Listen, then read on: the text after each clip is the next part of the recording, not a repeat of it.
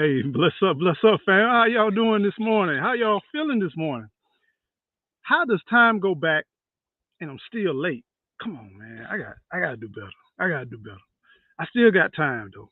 I appreciate y'all being patient. I appreciate y'all coming in and welcome in. We got a brand new week, fam. Brand new freaking week. Another week. We can take this one past week out out of the books. We can write it down on the books, and then we can go into this brand new week. I hope y'all ready. I hope y'all energized. I hope y'all ready to go into this week. You ready to just conquer all your goals and your dreams. What's going on? Bless up, bless up, bless up. How you doing, family man? Put some T's in the chat. Put some T's in the chat. Make sure y'all put some T's in the chat. I'm thankful too. I appreciate you coming in with the T's in the chat. Thank you, thank you. Good morning, Gigi. How you doing? I had the little caption like, maybe you would be here too. You know what I'm saying? Kind of like, you know, me, you, the rocks. You know what I'm saying? But I get it. I get it. It's the weekend. You recharging. I get it. Many blessings to you. Recharge your batteries. Belinda, how you doing this morning? Good morning. Good morning to you all. Time fell back, and it just still don't seem. I don't know why we still doing this stuff, y'all. Y'all know why we still do the time change? I just, I don't know. Is it really necessary? I don't get it. I really don't get it. As a person that love outside, even though I'm still outside at night, I would prefer more daylight, right? And I know the days get shorter, but why we got to move it back? Seems like if the days got shorter, we'll move it up. I don't know. That way we can get more daylight because now you're really feeling the 8 hour work week now when the time changes. If you're working like hours from 8 to 5 or 7 to 4, you definitely feel like you feel some kind of way because you like I just gave my whole entire day to a job, and I get it. I know it's just one of the things that goes along with being in this beautiful country that we live in. What's up, Shy? How you doing? Got them T's in the chat. I see you with the T's in the chat. Good morning, Shy. How you doing? Kathy B. Grand Rising to you too as well. I'll be watching from the TV this AM. Okay, okay. Um, Step back from it because I know, with me on a big screen like that, it's probably gonna scare you a little bit, but just step back just a little bit, you know, and I promise you, I won't bite, I won't harm you, so it'll be all good. It'll be all good. Thank you for watching in, though. I appreciate that. Kathy B got some T's in the chat. I appreciate you putting the T's in. My Renaissance, how you doing? Good morning, good morning, good morning to you all. Hope everything's going well in your life. We're gonna have a grown up conversation today. I'm just letting y'all know. I'm gonna kind of dive directly into this, and I want your feedback, fam. I know Kathy B, you're on the TV, but hopefully you got your phone next to you. I want to have a serious grown up conversation because I'm watching all of these time after time after time again, and I want to have a conversation about some of the things that's just been going on, just a couple of things. I'm going to talk a little bit more in the secular world, and then we'll talk a little bit about the homestead, and we're going to talk about some of the stuff that's in the news. So welcome back to Eco Nation News. Hey, Kim, stage her garden, her life. Kim, stage her garden, stage her life. What's going on? Good to see you. Good to see you today. Good to see you this morning on this beautiful day. Yeah, we need more light. I'm serious, man. I ain't talking about God. I ain't talking to you, but I'm talking about, man, changing the time. Why you got to change the time? You know, hey, let's just ride out with that time. And then that way, when 4 o'clock hit, it's not 5 o'clock. You know what I'm saying? When 4 o'clock hit, it's not 5 o'clock. When 5 o'clock hit, it's not 6 o'clock. Right now, we're in that zone where a lot of us, you go to work at night, you're coming home at night. And thank God we're not in that off-grid situation with animals, the feed, with generators to gas up, to do everything, and you're doing it all at night. You know what I'm saying? It used to be flashlight trying to do everything in one hand. Then you got used to just being in the dark. You got used to feeling things and touching things, and you got used to your environment. I thank God that we're not going through that no more. I thank God we do have the beautiful thing called electricity right now. So that's a blessing, on the homestead. But for those of you who are off grid, this can be a challenging time for you, especially if you off grid in RV. And if you maintaining and keeping a full time job, This can be a challenging time when time goes back. And if this is your first journey doing that, just understand that you will get acclimated to the darkness, the sounds of the darkness, the activities of the darkness, depending on where you are. If you're in the woods like us, then you're gonna have more movement, and the colder it gets, the more mammals gonna come in your proximity. So just get used to it, get ready for it. Make sure that you have you some protection devices. And we're going to actually have some grown folks conversation about protection devices because I want to have a conversation with you all because we're watching tragedies all over the world. And we're watching something that recently happened right here in our backyard where if y'all seen the news recently, we seen shootings.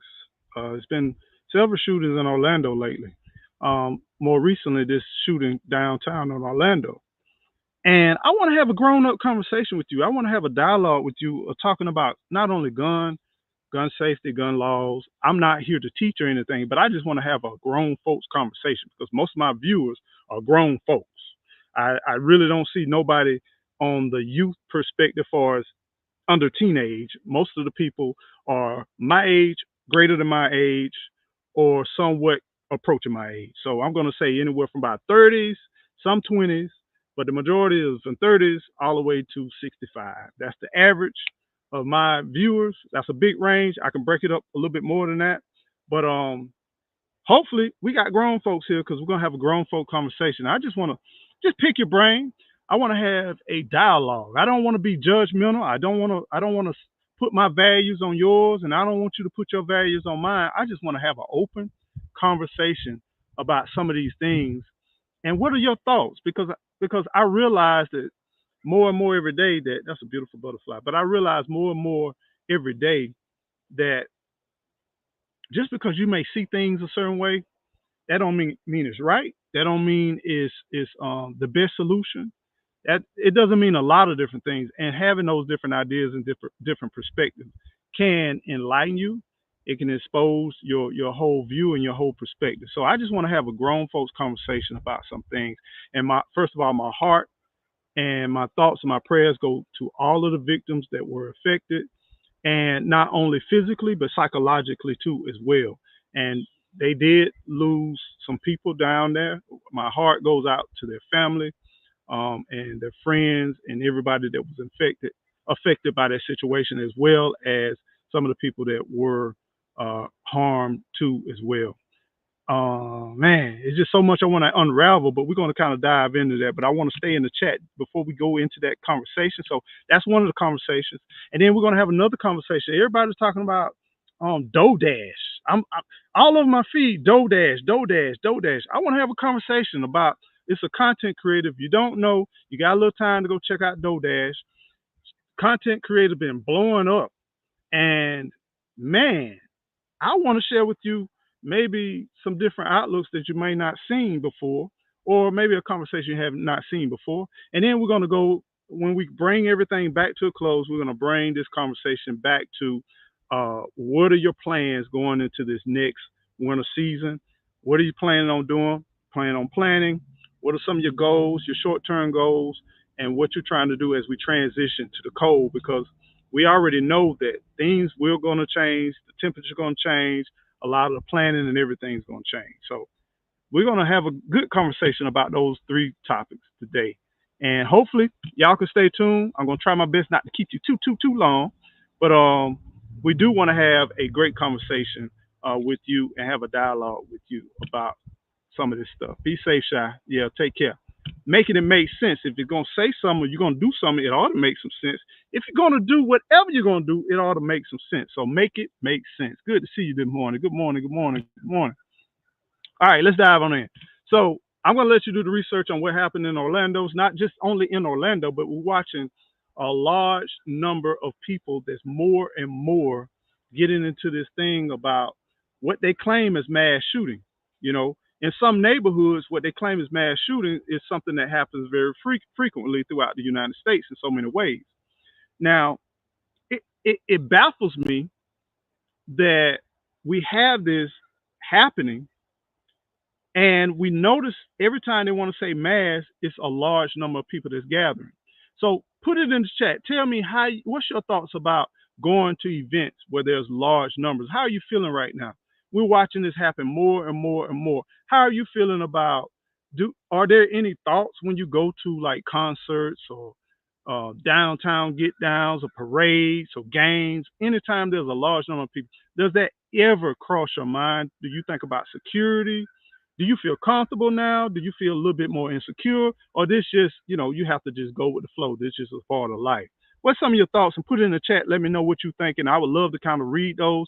And then let's have a little conversation. We're going to start out with that first of all, because more and more, from me personally, I already really didn't like a lot of crowds. I really don't like being around a large number of people in a closed-in environment. Period. Even though I do it, and sometimes my profession I have to do it, but it's not my first choice. And for me to go and pay my hard-earned money just to be around something like that, is really not my first choice. And my heart goes out to the people that's been affected by some of these situations. And not only that, the law enforcement, the security, you got security guards. I used to work security back in the days during the clubbing scene and when we used to do concerts. And it's a lot that goes behind the scenes. It's a lot preparation. It's a lot of planning. It's a lot of coordination. You got to constantly communicate. You got to look for the little subtle things. It's been things and situations where we have stopped situations from popping off, and sometimes it's not just the audience and the crowd. Sometimes it's the actual performers, the artists that you got to watch too, and their entourage, because it's times where I won't name people that I know a lot of you all know, but some of their entourage, we had to put them in check. We had to kind of pull them to the side. We had to shake them down. We had to do some things because they sometimes can get a little hyped and get a little out of control too at the same time. So it's a lot of different things that go. So my mind, my heart, every time I see a crowd being part of the promotion, being part of organizing large events and especially concerts. We did a lot of concerts years ago, and having those responsibilities, I think about what happens, and then I think about also the long term effect of not only the businesses, but a lot of the promoters, a lot of the people that they try to bring entertainment to those communities. They try to bring a lot of exciting things, but situation like this makes it harder and harder to have those things. And a lot of your bonds you got to pay up, a lot of your security you got to pay up front. A lot of this stuff it just aggravates the cost, and trying to mitigate that risk can be hard. And here in the state of Florida, we all know that we can carry. We conceal carry. In a lot of other states, you can conceal carry. That makes it even more challenging where, you can't, you got open environments and just about everybody packing. And it's okay for everybody to be packing unless they have certain constraints like felonies, probation, or if you suspect them under the influence. It's a lot of different things why they shouldn't, but that doesn't mean that they don't. You know what I'm saying? So we know we're dealing with people. So let me go into the chat before I get deeper. I'm looking for your comments and how you feel about going to large events. How are you feeling right now? Do you feel a little alarmed? Do you feel a little unsettled? And then we're going to transition because this going to tie in to a lot of the people who talk about firearm laws and different things like that. And I just want to get y'all perspective. What's up, Aunt Ford?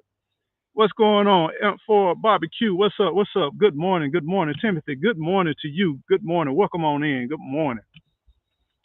Okay, we got you on my phone running errands. Probably have to go back later to watch. Hey, I appreciate you. Thank you for coming in.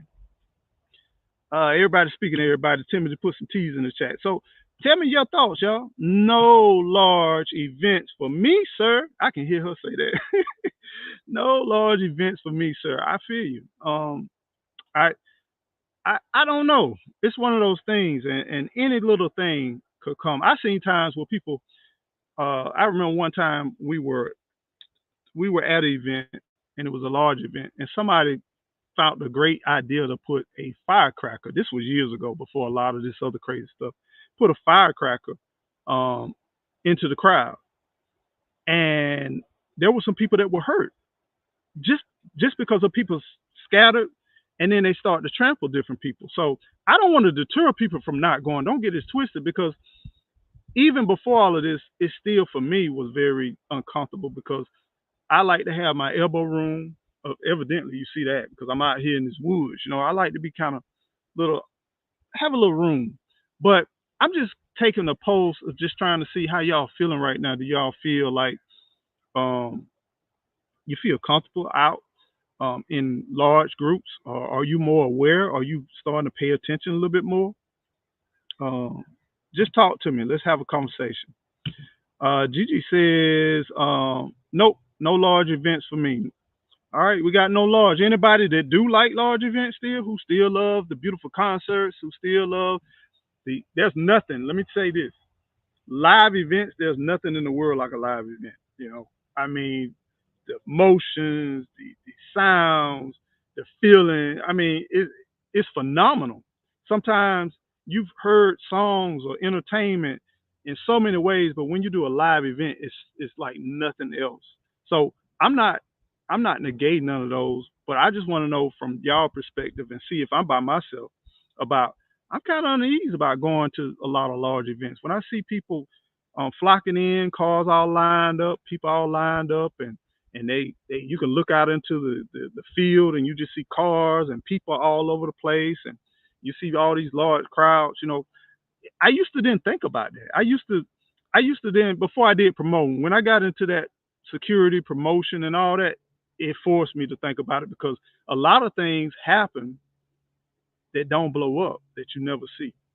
Like you can get somebody in line, you already know they drunk, you already know they high, you already know, or they may not be all together, and you see them in line, and we all talk to each other. We all say keep an eye on such and such, and don't get it twisted. There's no difference between going to a store or a high end store.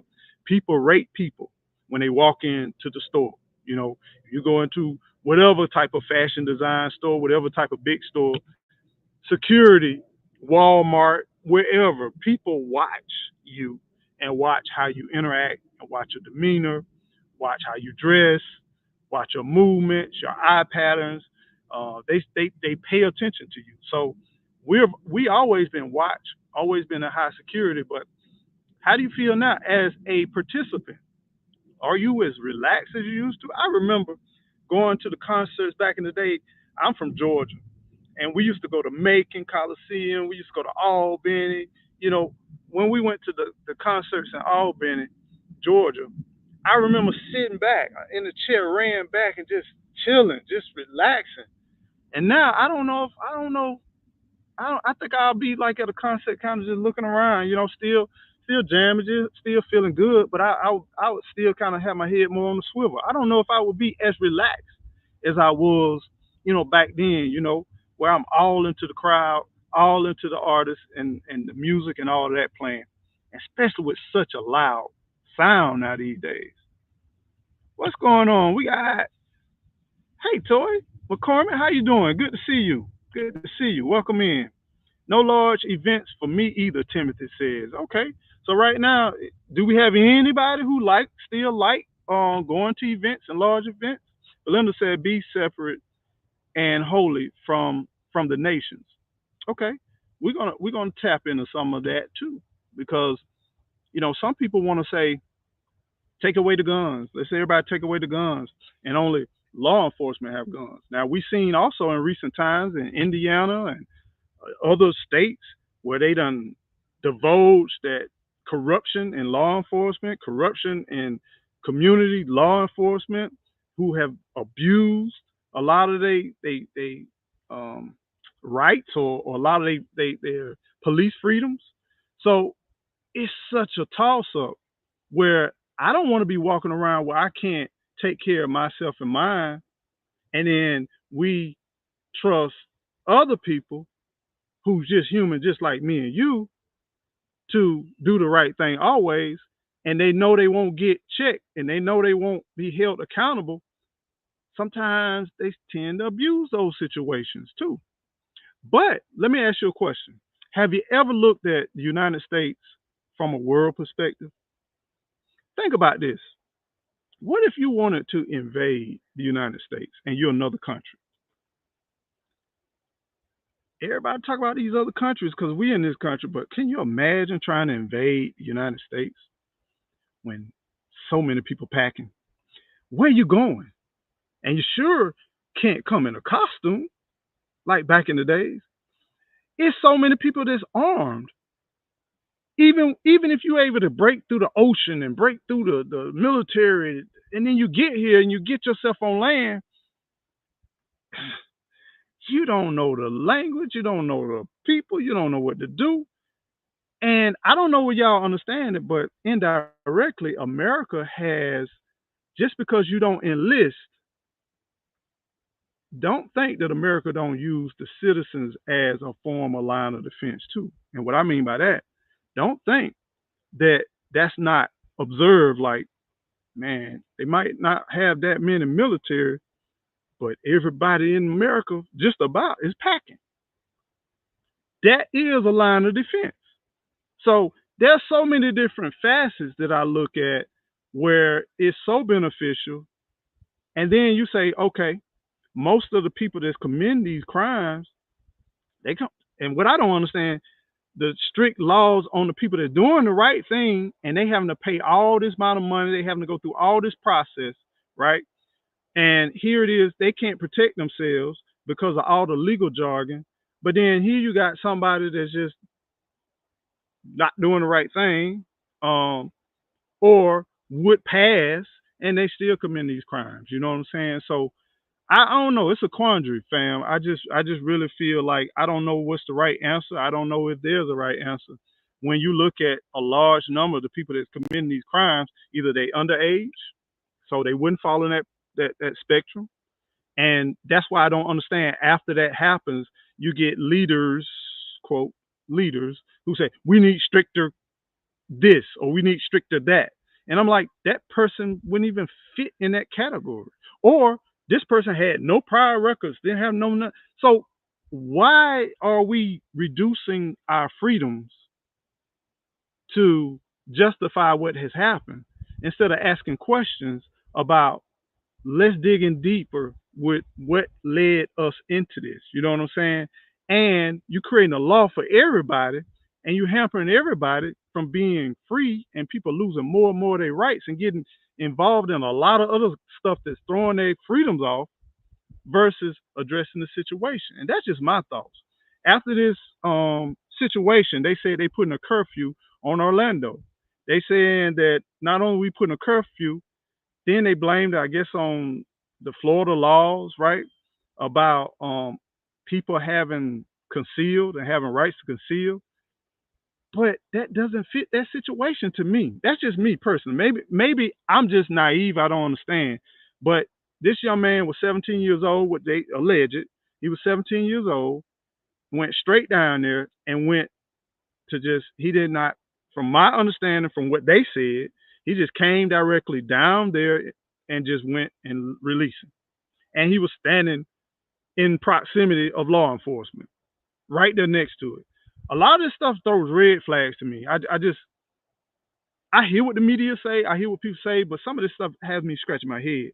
And your answer to that is, so we're doing a curfew, no alcohol sales after 12, and what? A 17-year-old young man did. What did alcohol got to do with?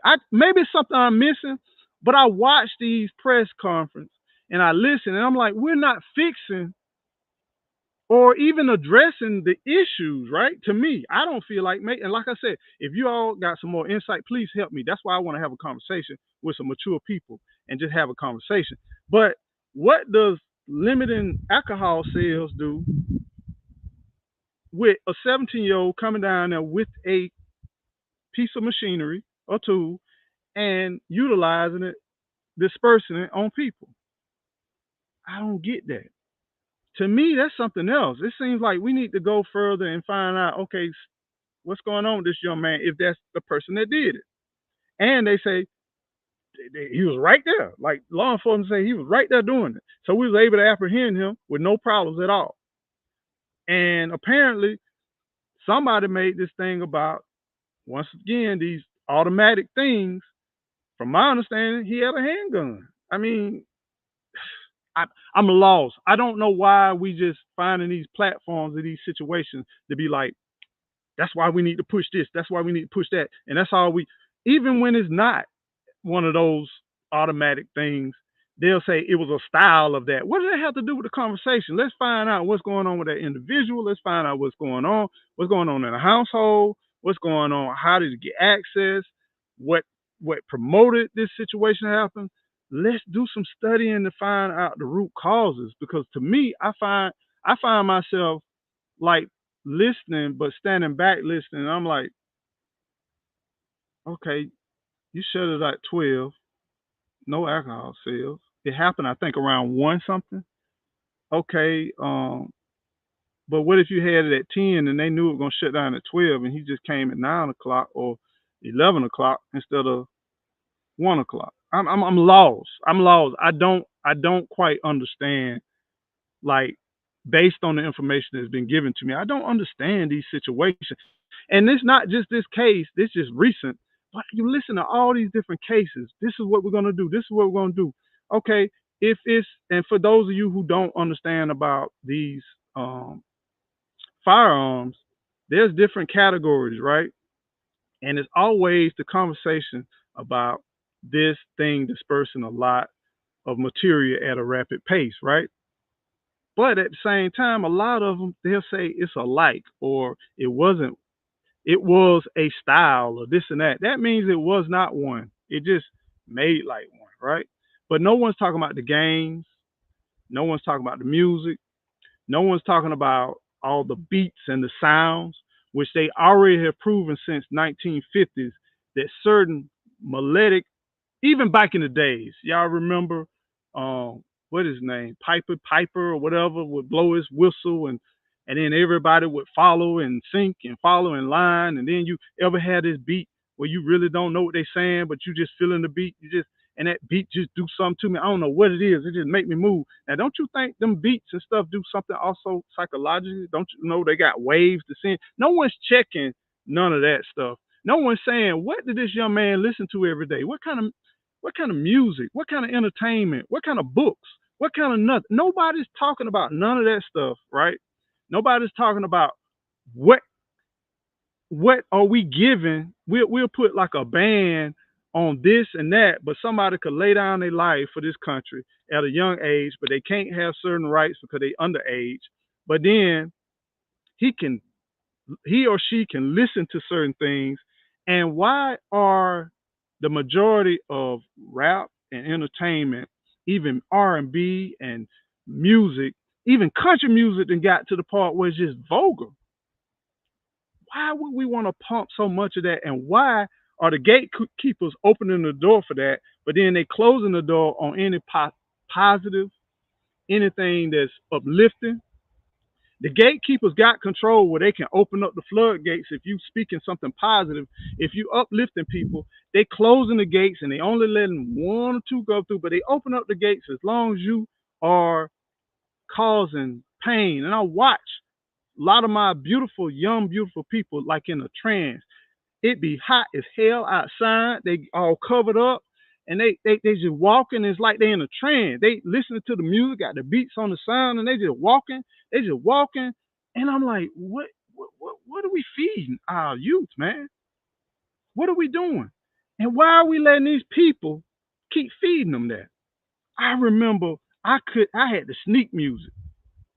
I remember the music was so raggedy by the time I got it. The tape was had got the cassette tape will pop, and then they have a little piece of tape on top of it and a piece of tape on top. And even if it came to whatever nasty movies or what, the quality was so bad you had to squint your eyes and look. I remember it was hard. It was hard to get access to, and you didn't pump it up. If you pumped it up, you drove fast, and you cut it down with certain neighborhoods, and then whenever you wasn't around a neighborhood, you pumped it up. If it was a bunch of cussing, a bunch of this, a bunch, I don't know what happened between where we was embarrassed, we was captivated, we all been curious about getting in some trouble. But what happened to the part where We just allow them just to just be free and just do whatever they want to. We don't check. We don't wonder what that do long term, you know. And we're watching the graphics get more and more. Now we're able to use AI where you can have a person you think about, you can imagine it, or you got a picture of a person, you can download that, and now you shooting or you targeting or you doing all kinds of things to a person that you can put a face on there, and now you're looking at people that you see and all this AI and all this blending, and it's getting violent and violent, and then we don't understand. Let's get some more laws. Let's get some more laws. Let's get some more laws. What happened to where we used to manage each other? We used to look out for each other. We used to screen certain things. Boy, cut that off. When last I ain't heard that since I was a child. What you listening to? Shut that off. Give me that. Give me that. Let me see that. What happened to that? What happened to that? I don't know. I went off on a tangent. I'm sorry, y'all. Let's see what we got. Let's see. Kathy B says I'll be going to a college football this month, but it's not something I do on a regular basis. A classic example. Something that'll be a little bit different. Like, I'll give you an example. Around here, we got some large colleges. We got like FSU, we got FAMU, we got decent sized universities. One thing about that is they basically have one or two entry and exit points, which is a benefit. And a lot of times they do have certain devices where they monitor. Some places, people can be coming from all over, everywhere. There's no pay to play, there's no nothing. It's just come as you are, come as you will. I think a lot of situations where you're limited on what you can, clear containers and this and that, and police presence, and whether you're coming in, you're going. I think that limited access is a whole lot safer in many cases than just that open type atmosphere where you just shut down downtown or you just shut down certain areas. I remember back in the days in the country, people would have these whatever kind of parties, and it would be people having just acreage of land in the country. I'm talking about the country, and it'll be in the middle of nowhere, and people drive down the roads, and then everybody there, everybody just having fun and having party, people popping their trunk, and just having a good time. And you didn't know who was going to show up. Anybody could kind of show up. But even back in the days, I'm going to tell you like this: if you didn't know them and they couldn't associate themselves with somebody, they was always watched. That whole time, they was always watched, and sometimes they weren't even welcome.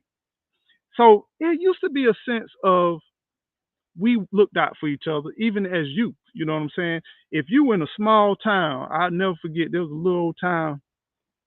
Me and my friend, we used to frequent certain spots, and man, you'll go in certain towns, little small towns in Georgia, and you go, you from Georgia, that don't mean nothing, but you go in certain places, and you already know you might not get out without having some challenges. You know what I'm saying? So you go in there, you might go 4 or 5 deep because you ain't going in there by yourself because you don't know what the tone is, and then it's them little small towns that'll get you.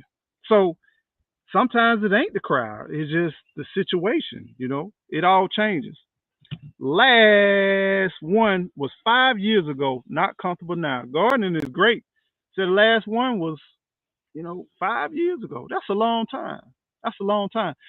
I knew things tremendously changed during 2020, but it almost was like there was a lack of hunger anymore to do these physical, live, crowded events. And it's amazing. Once we were in that place where we really couldn't or didn't congregate, then everybody desired to just get back together and just get back together and get back together. And then now we're getting back together and we got these crazy things that's happening. Um, it's just, like I said, I find a lot of these different things interesting. I just want to have appreciate that. Thank you for hitting the like button. I just want to have a conversation. Now let's talk about this conversation. Let me keep going. Okay, here we go. Demons are running rampant because of all of this program. And all right, programming. What is programming?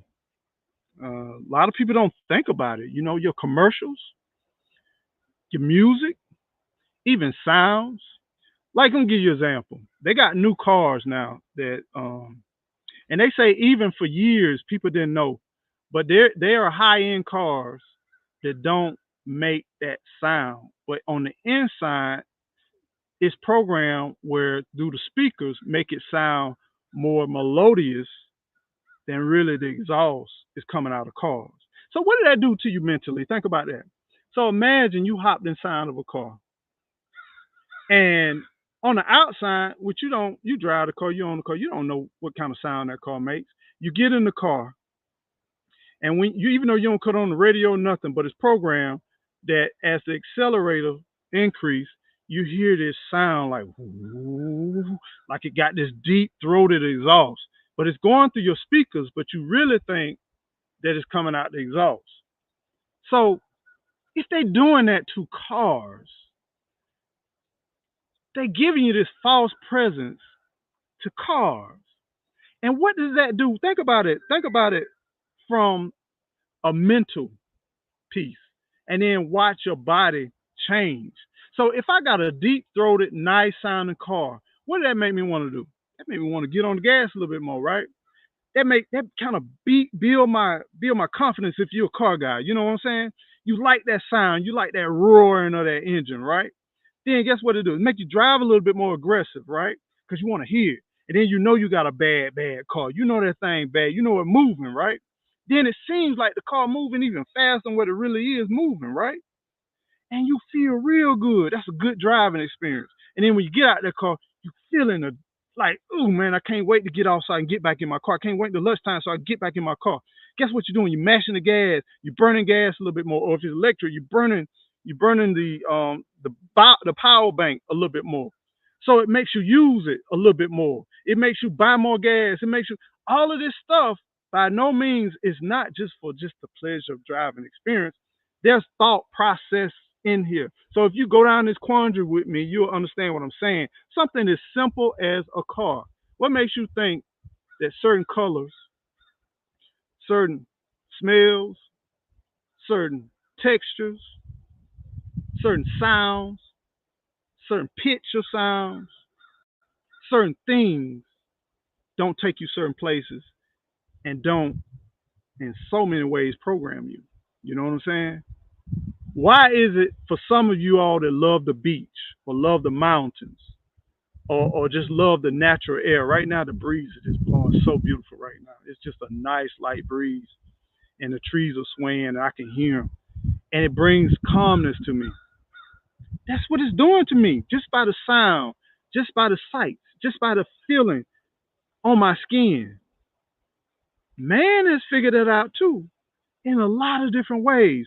Why in the world does nothing but bees, hoes, Percocets, and all of this stuff, where did this come from? We need nobody to think about. Nobody to think about that. The beat is fire. But the beat, come on, man. That beat does something. I've seen people foam at their mouth growing up at a church because of the beat. I've seen people falling out, sweating because of a beat. It does something, fam. And then later on, it could be 5, 10 years later, you be like, OMG, what in the world are they saying? I ain't even realize they saying that. But guess what? It's already in there. It's already programmed in the mind. And man, it can't be that bad. Look how successful this person is. Look how successful. Whatever I'm doing right now, I'm struggling. It can't be that bad. You don't even realize the low frequency manipulation that happens. And the more I keep showing you detrimental stuff over and over these media airways and this and that, the less sensitive you become with those situations. And the more it becomes normal. And some stuff we shouldn't accept as being normal. We just shouldn't accept it. There should be no way we should accept certain things being normal. No person should be able to beat somebody down in broad daylight and then go around and beat somebody else and keep walking and keep walking and keep doing the same thing And the worst thing that can happen to we put them on a screen or something, and we see the same person every day. And it back when I grew up, bullies got dealt with. Bullies got dealt with. You know, if somebody was doing something they ain't had no business doing, they had to be very particular about what they did and who they did it with. Because if they pick the wrong person, we already know what's going to happen. But I don't know what's going on. So that programming, you touch a nerve with me with the programming piece. And who's going to test the news? Which fixing to lead me to my next. I'm going to get off this firearm thing. We're going to transition to my good YouTube content creator. Don't know her personally. Dough, if y'all don't know her, is like dough, like cooking dough. Dash, I don't know. She's been in my news feed like crazy. And anybody saying anything about her, she's been in my news feed like crazy. And normally I don't like to kind of like dig into stuff like that, but I'm watching what they're doing indirectly to her. And I want to share that with you all. So when you start to look, or if you have been looking, I want to kind of enlighten you about some things that it happens every day in our life. It just so happened we seeing this happen very quickly in her life. And my heart goes out to her. Be strong. If she ever does see this, I hope she be strong, my sister. Do not give in to all the naysayers and all of that. But understand this. So let me make sure. Let me go because alcohol is spirits. I get alcohol is spirits. But I don't know. Have they tested this 17-year-old man? All these other kids that shooting and stuff like that. Have they tested these people? I get that. I totally get that. I know. I've been around personally, and I see what it does. It is spirits. But you cutting it off at a certain time. That's almost like this. In Georgia, we're not going to sell alcohol on in the beginning when they first start rolling it out. They'll be like, "Hey, we're not going to sell." I remember growing up, they weren't going to sell it on Sunday, so the bootleggers just sell it, right? Or if you live near the line, you go cross the line. I seen people didn't even live near the line and went cross the line, just like lottery. You know, people gonna find a way to do what they want to, and I get it. Maybe the masses won't do it, but the people who gonna want it, they're gonna want it. They're gonna get it, just like those firearms, whatever it is, they're gonna get it. What happens till we start dealing with the source on what creates that? Holding people. Have you ever read the back end of a label of a beer can? Or even the breakdown? Like we'll put it all on food and all this and all of that, but have you ever thought about what's the real ingredients in some of these alcoholic beverages? No one holds that accountable. I get it. You say it's such and such percent alcohol, but what's in the alcohol? You know what I'm saying? No one's checking the checkers. Okay, you got lottery. People should not be addicted to lottery. I get it. But where the money going? Why don't we see winners every day? You know, it's not that I'm against these things, but what happens to looking at the source? And because you said it was not you, but I'm saying they said, the government said, that's not lawful to run a racket or to raffle off a house. Like, for instance, if I said today, you can own Eco Nation. All we're going to do, we're going to do a raffle. We're going to sell a limited amount of raffle tickets. And all you got to do is write an essay and send $100. And one lucky winner will win Eco Nation for $100, the essay based on the essay that we picked. And if I did that, you know what they'll do? They'll lock me up or they'll charge me. You know what I'm saying?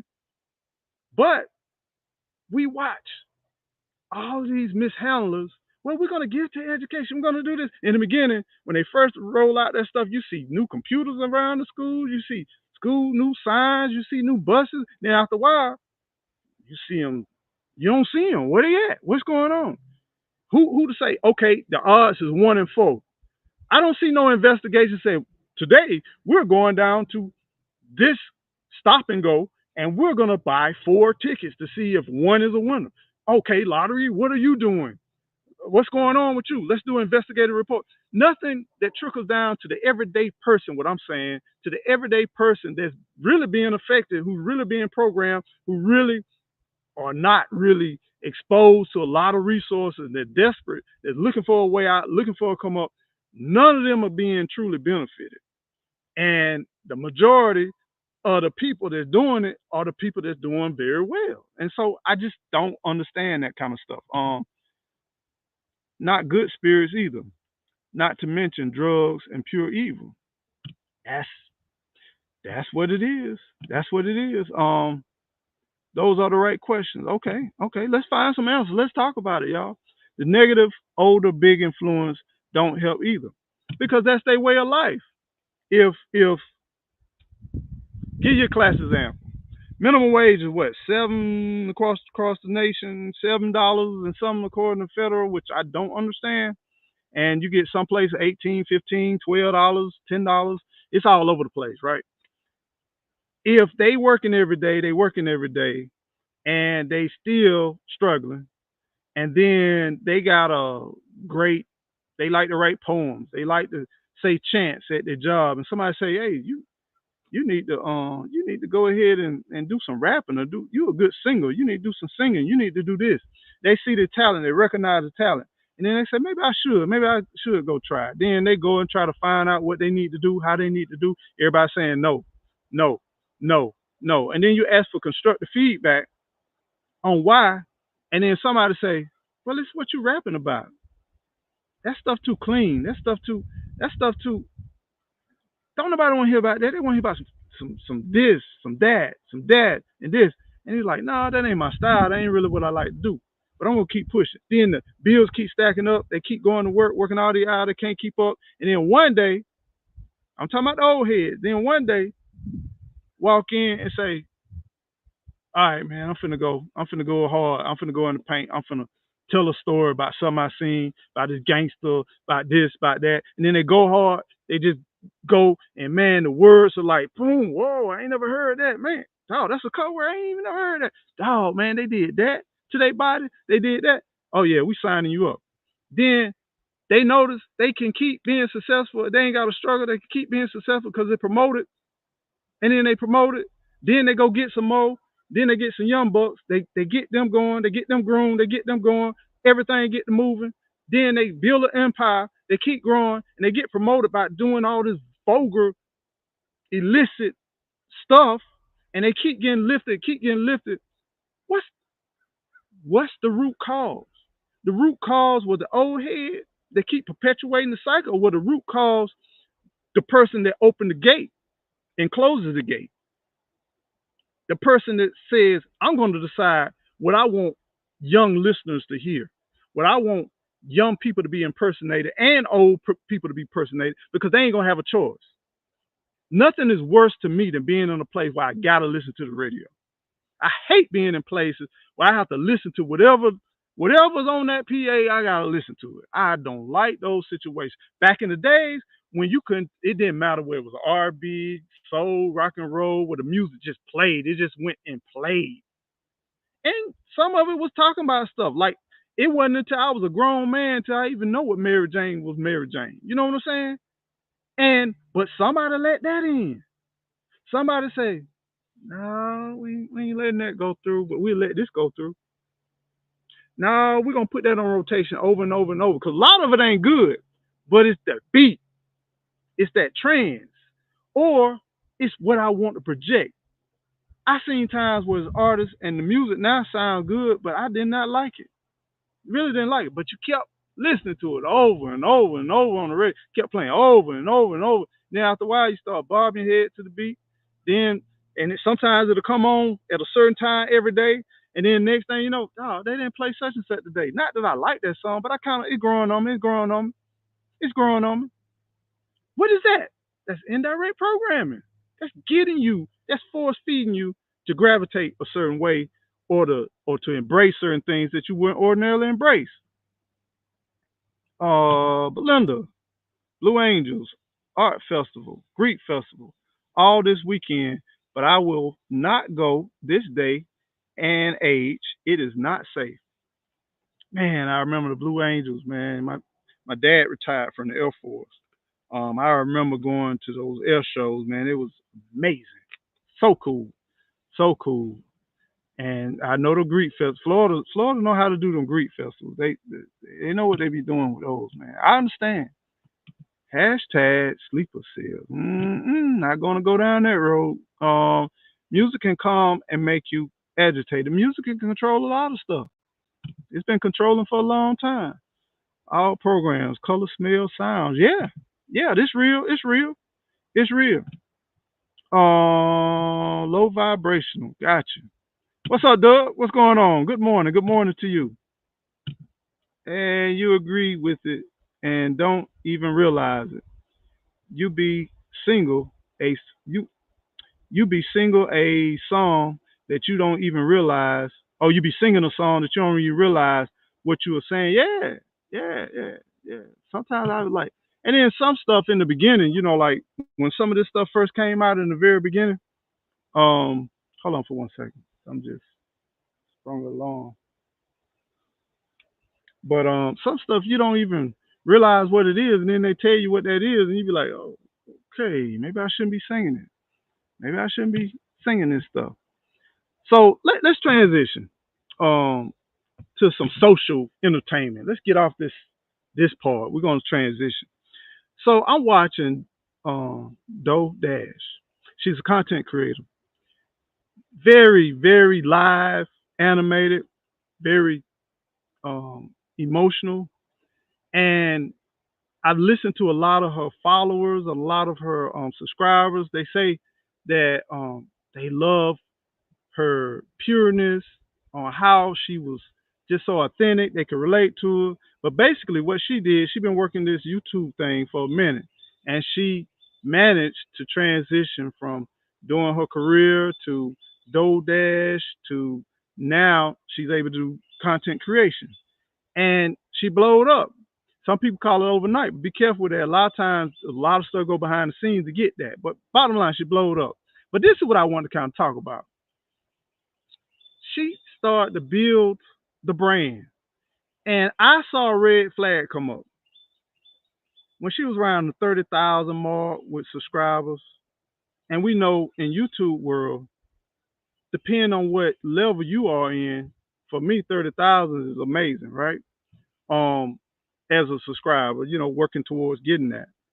But some people, 100,000, millions, whatever. So in the scheme of things, it's not really that big. It may be noticeable to a lot of new content creators, but in the scheme of things, a lot of our content creators that's well widely known, they're into the hundreds of thousands subscribers. But this one big guy came in. I don't mean by size, but he got a large amount of subscribers. I'm talking about crazy large, and he don't even deal with that kind of content whatsoever. And he started to talk about her and put her name in his title of his videos. And you can tell he really don't connect with her audience at all. And I said, this is interesting. Why is he interested in what she's doing? First, he started out promoting, and he started out positive about her. And I knew it was coming. But by the second, third, he started dismantling her credibility, trying to dismantle her credibility, that low key snide type stuff, and then trying to diminish the movement she was doing. Basically, her movement, to me, what I gathered from watching a few videos, I haven't seen the totality of it, but was to empower people to now be free and become a content creator, be free and put out material, right? Then every time when somebody trying to diversify, to build and grow for some reason in some communities, in some people, and so some demographics, people start taking offense to those things, and they start. I done bought books and it didn't do nothing really for me. I done seen training videos, didn't really do nothing for me. But they going so hard on this young lady, and it's like a movement now. The same wave that built her up is now another way to try to crush her. And I'm saying all this to say that this happens in our lives too, on an everyday basis. Whether you're going to work every day, whether you're trying to change your life, whether you're trying to do something, you will be growing, You will be moving. You'll have momentum, positive forward momentum, and just understand opposition will come. But you got to keep pushing. You cannot give up. You're gonna have people gonna talk negative, even though you're trying to put out positive energy, even though you're trying to do positive things. When you're growing, understand you become a target and you rise above the average, and now you're more noticeable. And therefore, a lot of people will not like it. And even though they don't like it, you still keep pushing forward. You keep pushing forward. You don't allow the opposition to get you to change your organic self, right? You keep pushing, fam. And I just want her to not lose sight. And you're gonna have to diversify. You can't just look at, hey, one big check on YouTube. I mean, as a YouTube content creator, you're gonna have a month where you're gonna be like, that's what I'm talking about. Then you're gonna have a month be like, oh my God. It's so unstable because you don't control. If you're looking at this thing like a job or like a career or something like that, you gotta understand that this is something in a machine that you don't control. You know, I didn't listen to people who actually work in interviews, like one-on-one interviews, who actually work for YouTube, and they will tell you that even quote the algorithm, and even though if there's just the algorithm and putting out information, then the machine should do it. But there are some human pieces to it.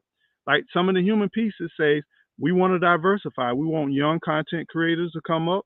So they'll look for interesting young content creators, and guess what they do? They'll put them on some of the flow and rotation of some of the home pages and some of your timelines and different things like that. So there are some man implemented processes. Now, what the machine behind itself does says, hey, this one is drawing an interest. We're going to keep putting this in rotation. And they say the average video or upload in YouTube world longevity is about 30 days. So you got 30 days to shoot your shot. Now, do you think that some things are suppressed? Of course. Do you think some things are uplifted? Yes. But to say you have the secret key, or the people to say they have the secret key, through my experience, I feel like there are no secret key other than likability to whoever is in control of the floodgate. Once again, no difference between the DJ, no difference between the artist, no difference between music, no difference between nobody. If people or the organization feel like they can make a lot of money off of you, then you will rise to the top. And once they have gotten and absorbed everything they can get out of you, then you may slowly settle back again to wherever you started at. Understand this. There's only opportunity in time. A flower does not last forever. You know, during the time the flower is open, give it all you got. Ride out, enjoy the situation, learn from it, diversify what you're doing, and just keep on building and just be continuous. That's what I love about you and my audience here is that if you notice, when I go live, pretty much the same people every single time. Over the years, you can go back and look at some of the lives. Some of these same people have been here, and I love you. I thank you so much, and I don't take you for granted for that. But the beautiful thing about that is I'm still growing, but it's consistent. And it may not be at a fast pace, right?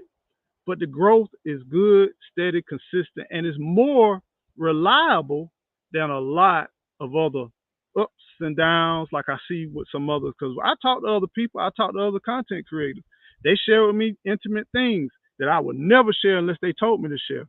But I watch also some of them and I listen to their success. There's a lot of great mentors that don't even share. It's a lot of big content creators out there that shares a wealth of knowledge to other content creators, and they share words of encouragement, and you'll never know. And I know that's a part of their growth because they give back and they always trying to look out. And sometimes I've been called to the stand and say, "Hey, pull up, brother. that you might want to check this, you might want to check that. And I take heed. And sometimes I'd be like, well, it is what it is. This is a part of me. This is how I'm going to do it. But at least they reach out. So understand this. Be consistent, be yourself, have fun doing it. And just because things go at a slow pace, it's okay. But you're progressing. My channel is not nowhere near as 4 years ago when I started, right? But my channel's still not 4 years into the future. So the beautiful thing about all of this stuff, fam, is don't ride these coattails with these people with building people up and then turn around and tearing them down. It ain't a good look, number one. Number two, if you rise to the top by tearing somebody down or jumping a bandwagon, whether it's a famous person, whether if this, imagine doing a lifetime or a YouTube lifetime of nothing but tearing people down, because that's what's going to blow you up, and that's your audience. You're saying, audience, I'm attracted to the audience that love a bunch of tearing stuff down. And if you about an audience that love tearing stuff down, you're gonna have that's your foundation, that's your base. So you got to constantly stay in that low frequency space. And if you get down and get depressed, I'm tired of doing this, you did that on yourself, because basically whatever that opens up the gate, whatever you go into, that's what you want to keep in, that's what you want to maintain. But let's go. I see somebody in the chat. Let's see. What's up, Veggie? How you doing? Good morning to you. Good morning. Let's see. DoorDash is catching flack now for so many content creators.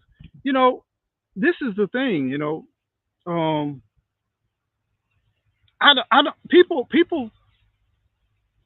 are so unstable. Period. Not just these times. Period. But I think social media really shows how unstable people are. Understand, so many leaders, well respected people, now that they gone, had crowds around them at certain times, and then everybody turned their back on them, and then they felt so alone. That shows that they are on the rise. Now, some will succumb to it. I'm just hoping she don't succumb to it. But if you look at almost every person that has truly been successful, every content creator that's been on here for a long period of time, they have had good times and they have had bad times. They had people shoot at them, not physically like that, but I'm talking about they were rising, and then people started talking negative about them, and then people try to discredit them. They'll try to go through all that, but then the one thing about it, the ones that continue to do it, they just keep pushing through. They just keep being consistent with who they are. They just keep pushing through. And then after a while, all of that stuff will start to drop off and fade away. And then when it rises again, they know what to do the next time. They know how to play that card. And then they just keep doing it. But then what you don't understand, they just slowly doing like this. They just slowly going up. So I find it interesting that as you grow, as you mature, you don't hang around certain people. Some people say you think you're too good, you this and that, but growth is all about what it is. It's growing. It means reaching and striving to another level, and that's in all facets. So some of us that really don't let the people that's negative influence you with your decision you're making, because some people have said something about her video, her training video. I don't know her training video, I haven't seen it. I get news feed that shows me about her. And when you click on one video, you get a monstrosity of a bunch of it. And some people say it absolutely gave you no information. Some people don't even know. Some people, do you understand how many people that's 50 plus are now starting to be content creators? Some people don't even know how to log into YouTube. Didn't even know there was a login. Some people don't even know how to start an account. Some people don't even know what a background. Some people don't even know how to upload. Some people don't know how to take their video from on the phone to YouTube. So I feel like as long as you're giving information, you might be disappointed and expectation might have been on a certain level, but don't bash and kill somebody and then discredit somebody and say that they false advertising, whatever, because everybody on a different level. She could have did some real high level, and somebody would say, I didn't understand nothing of that training program because I don't understand. I need the basics. What happened with being patient and supporting somebody like you did from the beginning that This person was genuine, this person was this and that. And then what happened with supporting them? And then as you support them, they started phase one with training. Then they developed their training to phase two, phase three, phase four, and so on and so on. So some people saying this and some people saying that. Just don't be so quick to jump on the bandwagon and tear people down, because this is not easy. Being on these content, exposing a part of yourself, going live, sharing portions, having a conversation with people, communicating with people, doing your regular tasks in the garden, showing what you're doing, videoing, cutting, editing. It's not an easy situation. So pull up on some people, man. You know what I'm saying? And on top of that, you're looking at so much time. And if you got a goal and desire to do this full time, you're going to need promotions. You're going to need support from companies. You're going to need to be able to market things. You're going to need to be able to put up content where people can put advertisements on your video. So there's going to be some entertainment piece, but there's going to be some also business piece. If they need to sell a product to keep this momentum going, let them sell the product. Support the product. You know what I'm saying? Share the product with other people. There's nothing wrong with helping contribute to positivity. But if I was talking about what I'll do to your mama, your grandmama, and do this and do that, and slob on this and put this over here and put that over here and slide that in there, and then rat a tat tat and that, man, y'all wouldn't have a problem. I don't get it. I don't get it. I don't get it. So many things that we could go against that it just blows my mind on how we do it. But that's what happens. That's what happens in life, fam. I don't understand it. Doug said, yes, I've been following several channels that grew their channels, and some of them are making 100K per month. Okay, that's what I'm talking about. Do not rely on those checks alone. YouTube likes to switch up their policies, diversify. Hey, man, couldn't say it that better. I don't think you should depend on nothing wholeheartedly, be honest with you. I think no matter what you do, you need to diversify, period. Whether you working your job, full-time job, if that job is consuming you, and this is what these new jobs do, they'll work you part-time. These new jobs now, they work you part-time, 38, 36, 33 hours, and have your hours all over the place. That way you don't build a routine. It's hard for you to build something else and diversify, because you're so tired and you're trying to keep up with your shifts and stuff like that, and you don't know what's coming at you from time to time. You look at your week and your hours all over, and you're like, what kind of job can I have? A second job with this part-time job to build off this part-time job, but then have the flexibility to be with my family, to raise my kids, to develop and cultivate my relationship. They do that on purpose. Part-time job used to be, growing up, a part-time job. You work at such and such full time. Well, you can come in if you get off at 4 o'clock. Well, you can come in at 5:30, and then we'll work you to 8, 9 o'clock. We don't work you too late because we know you got to go to the second job, because they cared more about the individual and that provided a great work product. But now, part-time now is the most unstable environment now with these companies now these days. There's no consistent shifts. Not in all cases. Let me say that, because I know how people are. Not in all cases, but a large number. A lot of these businesses across that work from sun up to sundown, that's always open 7 days a week. They notorious for having you all over the place. You could be working there for 15, 10 years, and sometimes I got to work at night. Sometimes I got to work in the morning, 1 week or 1 day. Next day, flip flop, flip flop. They want you unstable and always dependent and not diversify, so they can keep you longer. Because if you diversify, it means you have options. If you got options, when one thing drops, you won't miss a beat. You can keep going. So I think whatever you do, you should diversify. So even if you're growing, even if you're doing 100K a month, invest in some things where you can also have some type of revenue, consistent revenue, whether you have to physically be there or mentally or whatever. Have something where you can diversify, and you need to have more than just one or two, as many as you possibly can manage and handle, with still keeping your family, still keeping your relationship, still keeping your sanity and your health up at the same time. Have multiple streams of income invest those YouTube checks because it may not last. I've seen it happen several times over the years. Yeah, so correct. Appreciate that. Thank you, Doug. Excellent, excellent point. Excellent point. Unstable is correct. Yeah, it is. I mean, but I think that's the world we kind of live in right now. We went from, like I said in previous videos, it used to be where they went recruiting at an early age. A company would come into a community. They want to be with the community. They want to work with the community. They contribute to the community. They did fundraisers. They helped with nonprofits in the community. They went to the schools. They started implementing trainings. They started putting in different training materials. They started doing OJT. They did collab workspaces. They used to be a part of the community. They invested in the community, and they wanted to have you work for them for 20, 30 years, 15 years. They used to want that.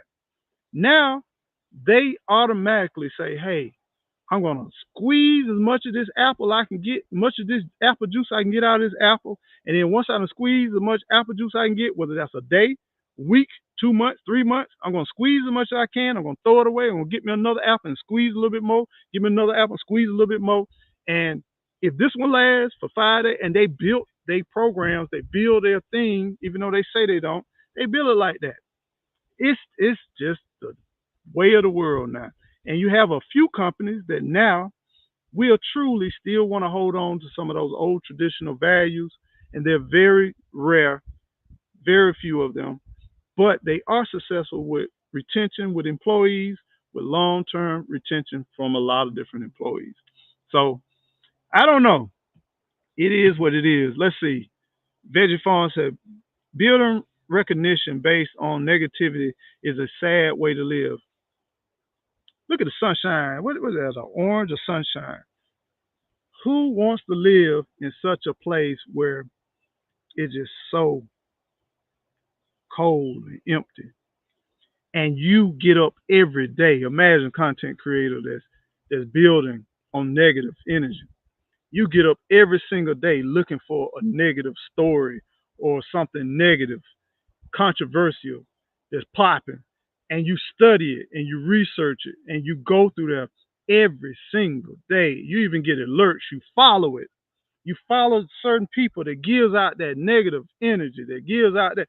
Let me tell you, you don't just come up here and say, hey, I'm finna go do a video. I'm finna do this. You know, videos take sometimes a day, sometimes a week. You do B-roll.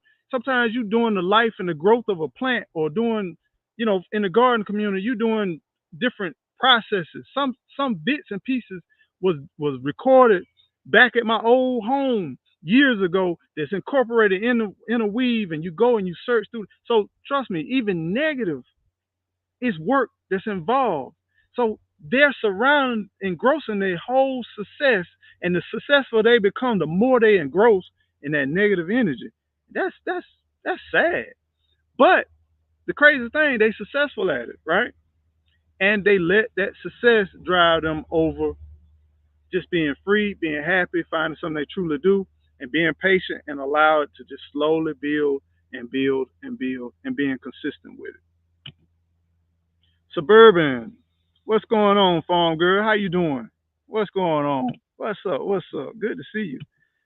Gigi says it must be a terrible, stressful existence, Veggie Farm. Yeah, it got to be. In the beginning, it's probably fun. I got to make this money. I got to get this check. I'm going to get this check. Oh, well, oh, well. Then after a while, you find yourself empty, lonely. I'm tired of this negative, negative, negative. And then you'll try to start another channel, try to do something to get your mind off of. But the success is over here, and then it's gonna keep pulling you away, and you don't really have the interest because you're not seeing the benefits and this positive. Because always remember, just like with music, just like with TV shows, just like with movies, just like with games, somebody is opening and closing the gate on what blows up, right?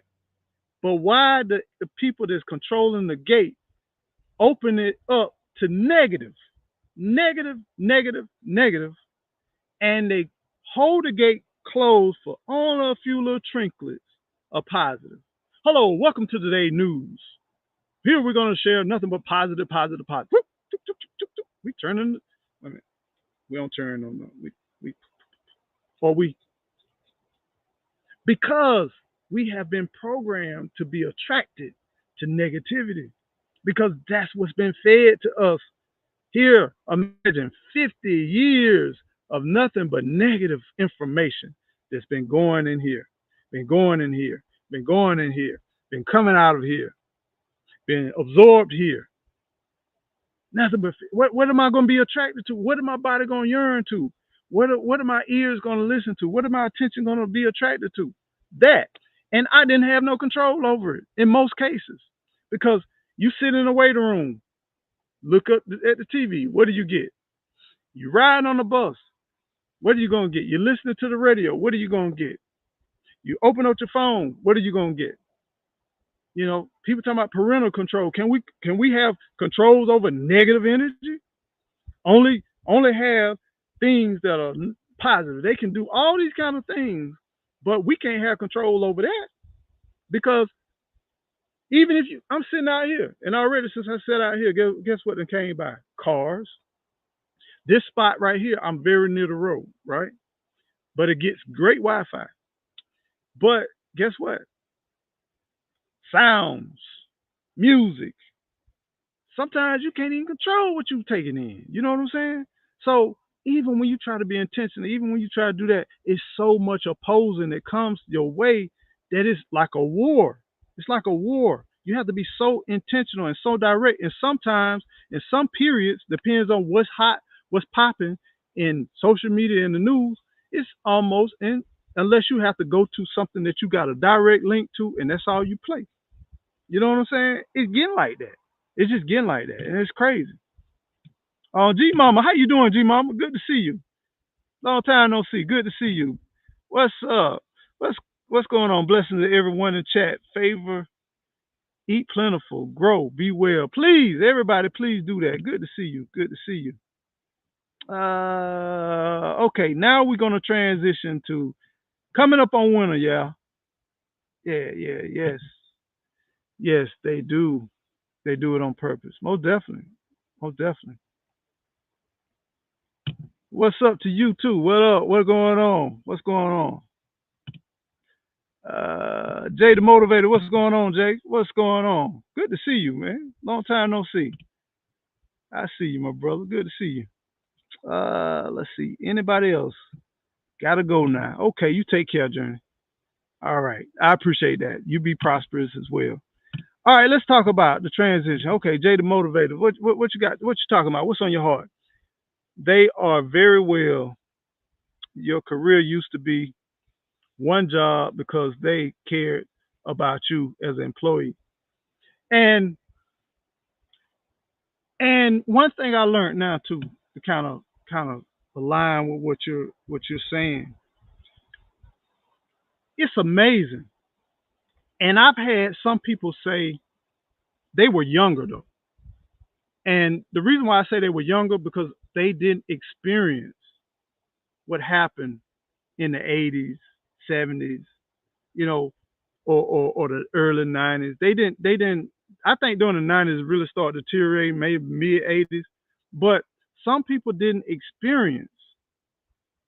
They didn't really experience because when I entered the workforce, it was slowly deteriorating.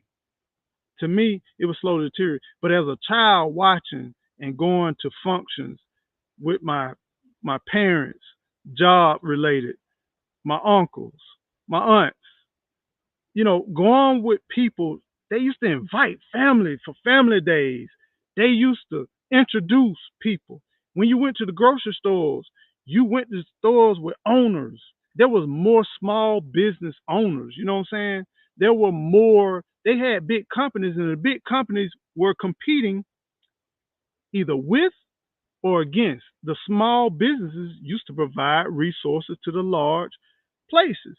A lot of the manufacturers back in the days, they would find communities that got a good, strong base of small businesses and a good educational system or training program that they could tie into, that they can patch their resources into. So it was a different world where if you were sick or someone of your family member was sick, they were concerned. They would also allow a certain shift to come and help and assist in some cases, not all, but that was not uncommon. That was not unheard of. It was crowded when you went, if somebody passed or a family member passed, and you watched all the flowers, you watched the food, you watched the co-workers. They would come and they would show up at the funeral, or if any bad mishap, somebody got hurt or sick, and you would see co-workers coming to people's homes. It was more of a community when you used to work at jobs. It was more, like I said, I kind of got the tail end of some of that, but I remember the culture. You know what I'm saying? One of the plays that really impacted me that I'll never forget in my working career was when I worked at Procter and Gamble. And the reason why I'm calling their name because I ain't saying nothing negative about them, saying something positive. Procter and Gamble, they had a culture. When you got on, which was hard to get on Procter and Gamble, it took a lot, man. And but once you was in there, it was a culture. People looked at safety with seriousness. Safety was like in the front of their mind. People wanted to make sure they would, hey, we finna stop this line because, hey, whoa, wait a minute. Come down, come down. They didn't want you to get hurt. They didn't want nothing to happen to you. People checked on each other. People brought people plates to work. Because we had 12 and a half hour shifts at the place I did, rotating shifts, right? It was a sense of community. They would have family days. They would give out product all over the place, man. Your family could come and get whatever they want for free. No paid admission, no nothing. And I mean, the kids, my girls, man, they'll go out there, they'll get all the candy, all the food, all the tissue, paper towel. It was a blessing for me. All these women in my house and free tissue, toilet tissue. Come on, man. You couldn't beat it. But it was that sense of you was a part of something. You didn't just work at that job. And when you had people that was, you had the shadow, and some of them cats said, "I've been here since '73." I'm like, God, dog, God, dog. I've been here since '74. I've been here since '75. And I said, the year 2010, year 2011, and you've been here since when? And they ain't even think about return. And guess the crazy thing, most of them were millionaires. Most of them were millionaires, and they still working. And I ain't telling you what I thought about. I'm telling you, it'll show you on your check. Every time we used to get paid, we used to get a piece of stock. We used to get a piece of stock. So imagine you've been holding stock since '73.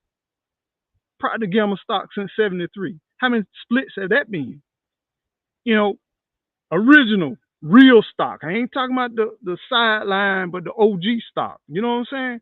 So there was a time where they just invested, and it was a mutual agreement where the company invested you and you invested in the company. And that's what made it so much different.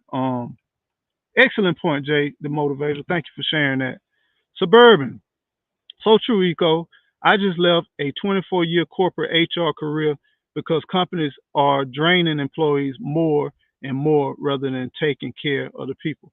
Yeah, and I think what we're going to do, and we're getting prepped, whether I like it or not, for this transition to automation. And that's what's getting ready to happen. People are going to welcome it in. They're not going to fight so hard because they're not going to have allegiance to these companies. And it's almost like going through a divorce. You know, here it is. This man ain't acting right. He cutting up. He cutting up. He's showing out. He's doing all kinds of things to kind of mess up the marriage. But he don't really want to break it off like that. But then when it comes time, it won't be no love lost because you're gonna be so fed up with this Negro that you ain't even want to do it, right? So that's what it's getting ready to be to this work environment. They're getting it so primed and ready for that transition to automation to come in, and we ain't even gonna fight.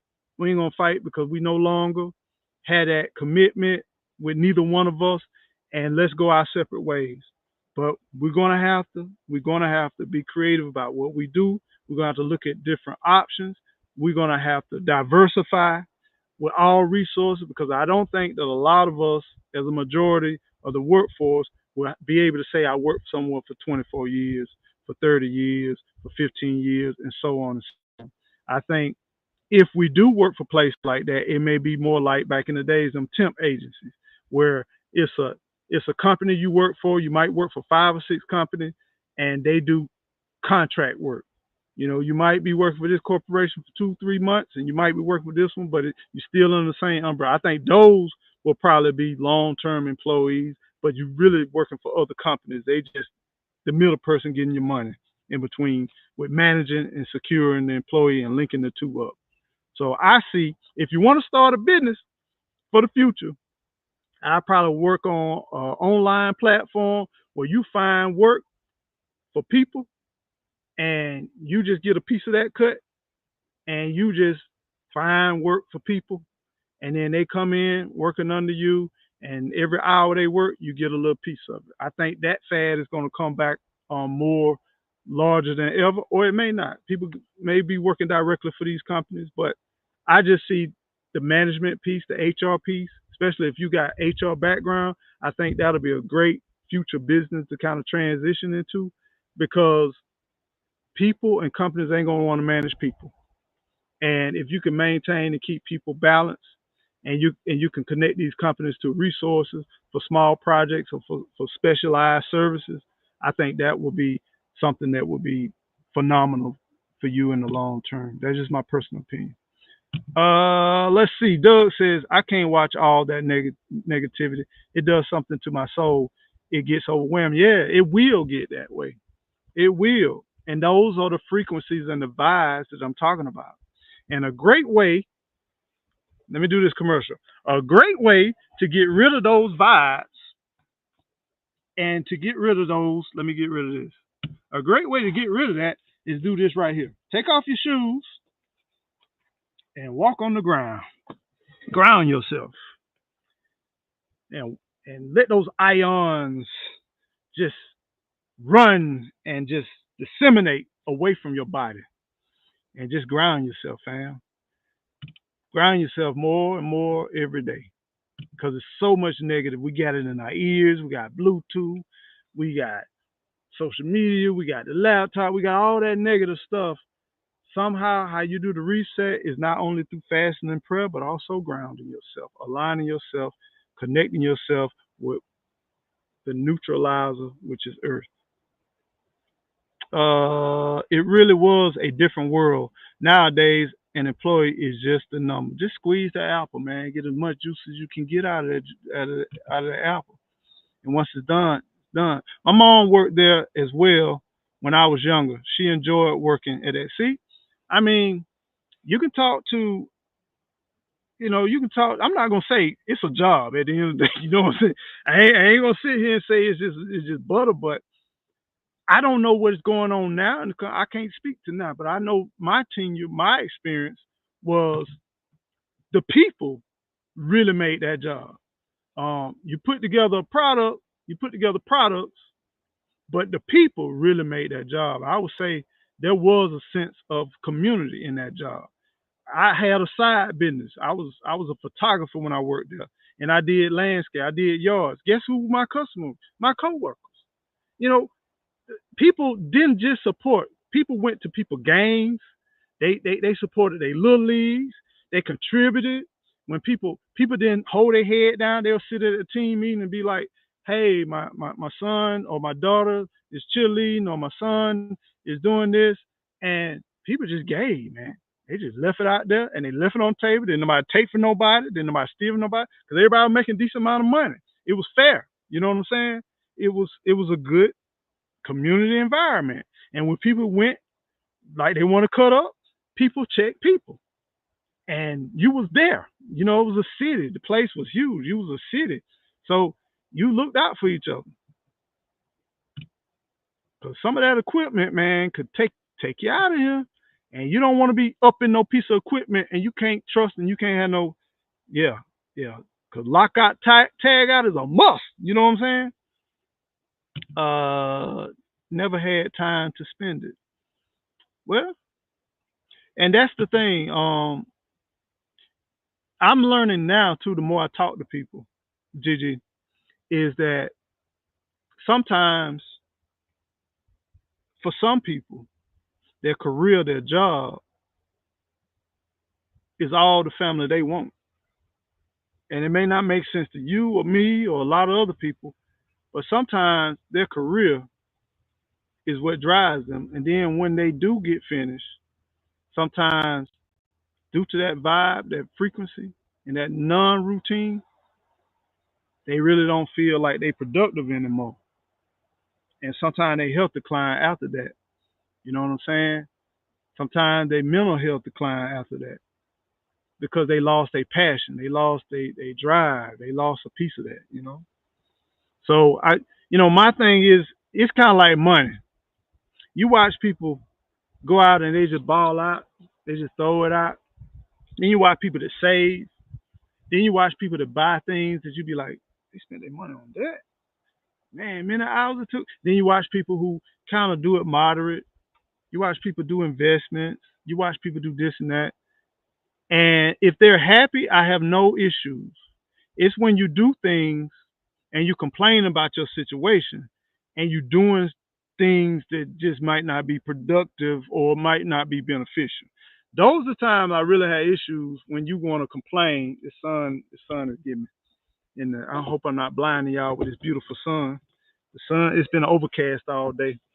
But those the time where I kind of get disheartened when you complaining and you doing these self-defeating acts. You know what I'm saying? But if you spend it all on the weekend, you come back broke on Monday.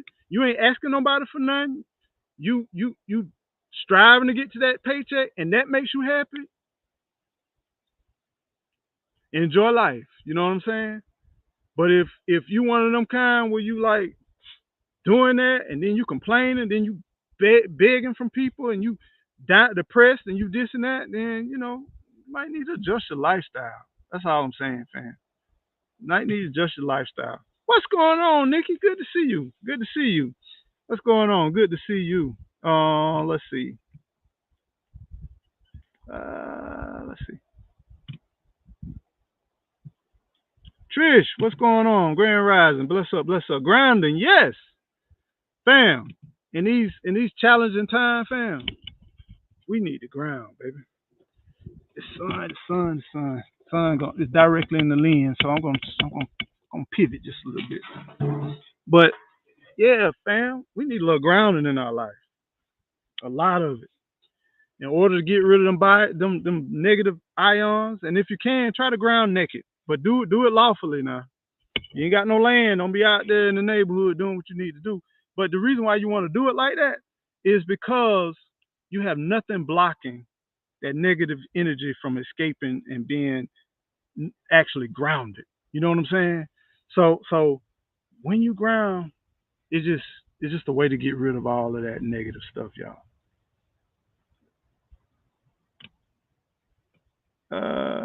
Jay the motivator. Let's see. Just the okay.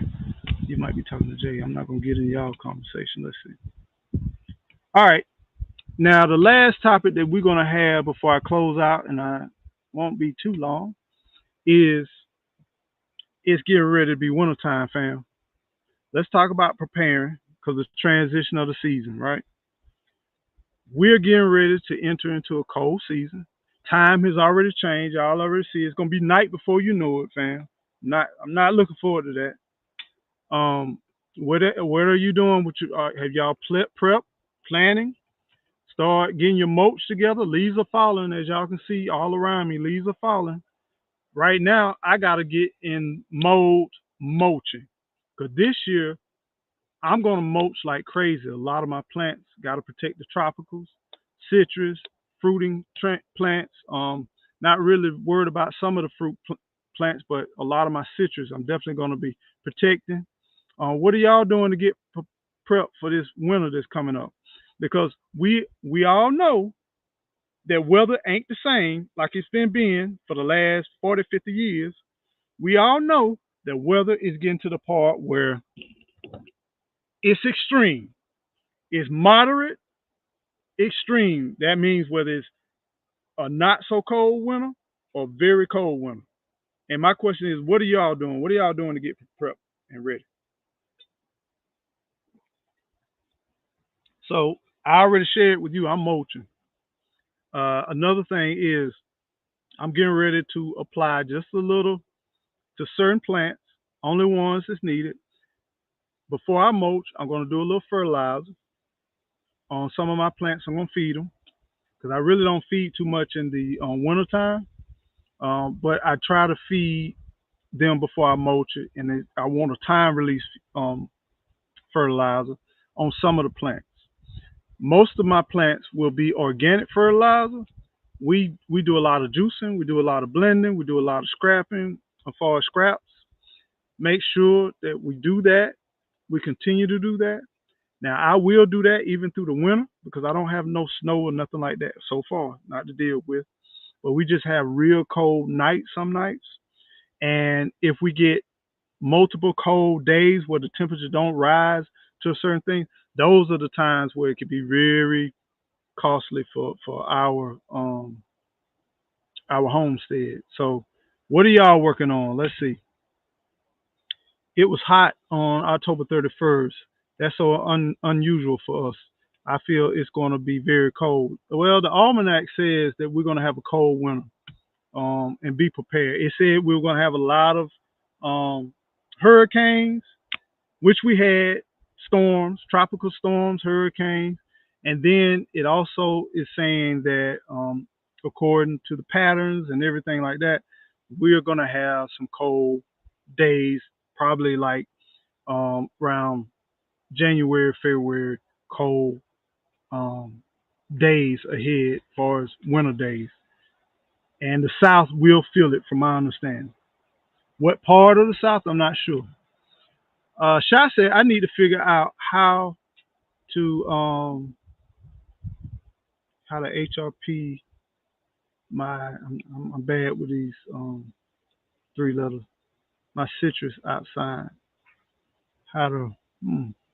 I don't. I'm not quite sure. On the citrus outside, you are in North Georgia. North Georgia. I don't know. I hold my butt cheeks with my citrus. But I got a lot of immature citrus, young citrus. I have to hold my butt cheeks tight where I'm at, and I'm down here in Florida, but I'm in North Florida. But that area, I do believe y'all receive a little, sometime ice, sleet, um, sometime flurries. With citrus, you're gonna have to protect it. Now, if it's somewhat mature, and what I call mature, typically your plants, if it's like um, north of 3 years old, maybe like 4 to 5 years old, and it's starting to get some hard growth. Now, like lemons, probably kumquats, certain things, you're pretty good. You're pretty much good if it's already established, it's in the ground or what have you. You're talking about potted plants, do whatever you can do to protect them. Bring them in if you need to. They're gonna get butt naked. That's okay. Let them get butt naked. Just don't let it dry out too much. You don't have to water it as much, but you don't want to let it dry out. But just bring them in, and when it start warming up, pull them back outside, and they'll come. They'll come right back to life. But if you're looking at keeping them on the outside, you're gonna have to do what we do. So what I do is all during the year, I collect blankets, old sheets, old different things. This is what works for me. I can't speak with nobody else. But a lot of my young, what I call immature citrus that are not hardened off yet, younger plants, I wrap them. And I let the top be free, but I wrap the base of it, and I wrap it all the way up to like the top can just be free. I let the top be free because even if it harms some of the branches, if I keep that base of that trunk of that plant warm, um, it may go down to where I have it protected and come back out and sprout out. And so my goal, what I've been doing every year since they've been babies, is I wrap the bottom of them. Some of them I put clear plastic over them.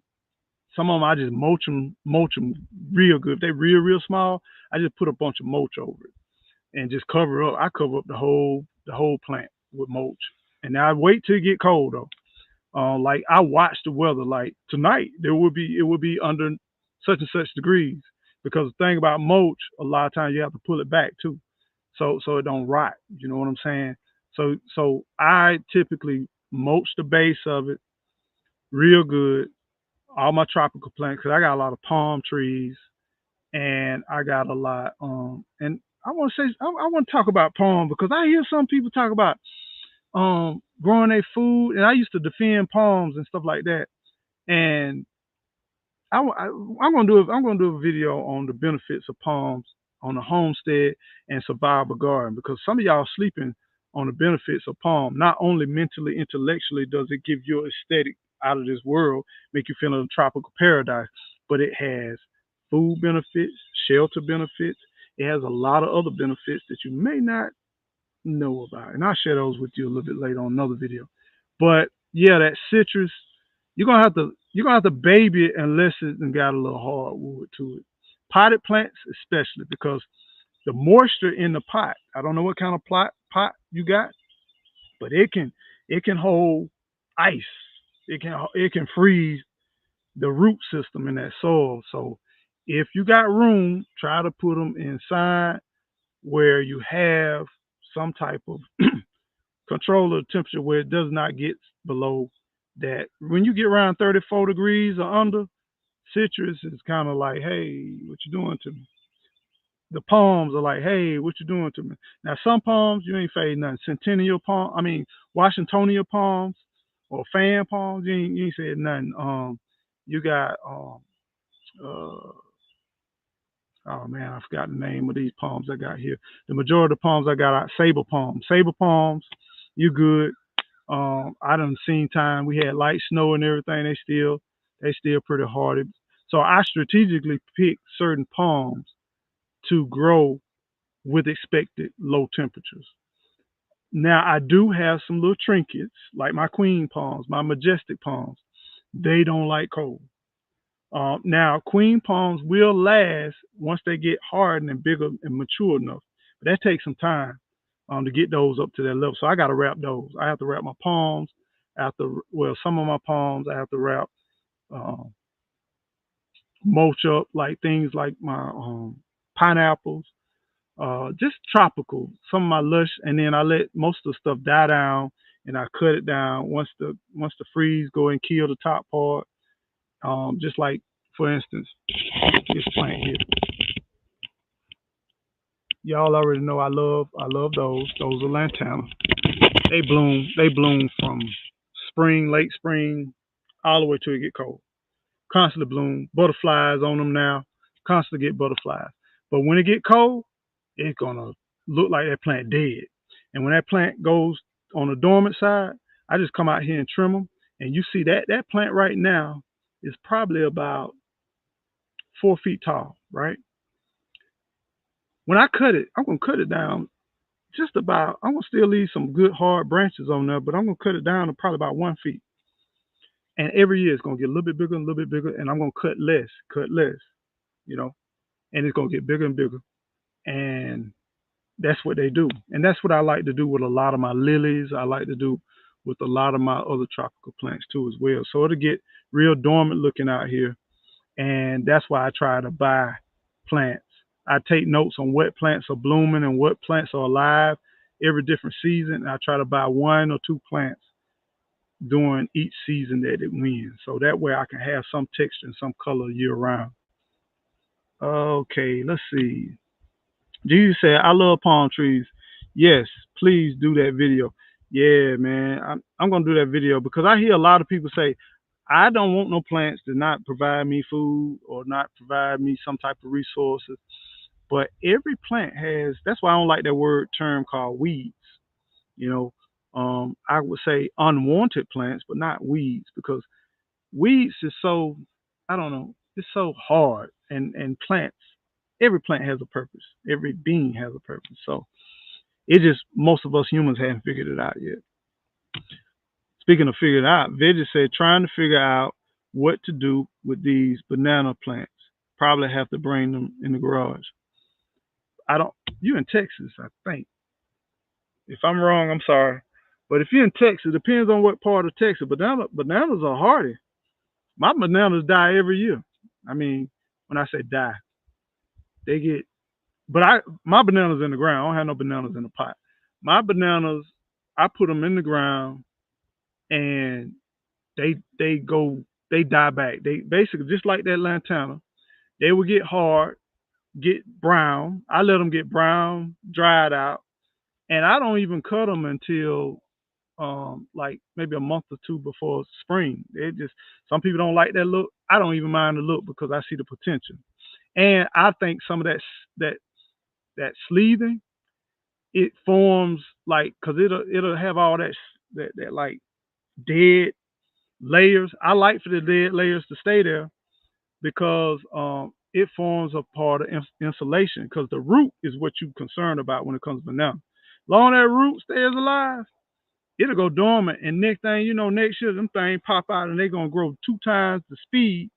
And the more mature that root system is, the more plants you have, and the faster they grow. Immature plants, you got to baby them a little bit, mulch them up. You can mulch up. I like mulching up my banana because they thrive in that like rich soil. They thrive in decaying type soil. So they do very well in decaying soil. So putting a bunch of leaves around them, putting all that, they'll do fine. They'll do well. But like I said, you in I think you're in Texas. If I'm wrong, I apologize. But I've grown bananas all the way up through Georgia, and I know they done North Georgia. They do fine. So really depends on where you are. Texas is a big state. I don't quite know all the climate, so I can't speak on it. Let's see. Gigi says those banana spiders scare me. All spiders scare my baby. A lot of those weeds turn out to be medicinal. Yeah, and either they don't share that or they don't know. They haven't learned. People still studying what's been here for long before us. Um, you are right, Eco. Many of the plants that we call weeds have medicinal value. Dandelions are the best example for us. Yes, yes.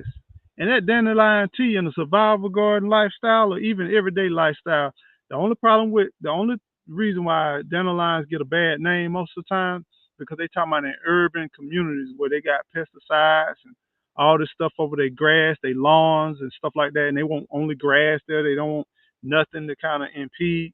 Then I could see, but in my yard, green is green, and I got chickweed I used to harvest in my grass. They still do. I don't need to do it now because it's so much abundance.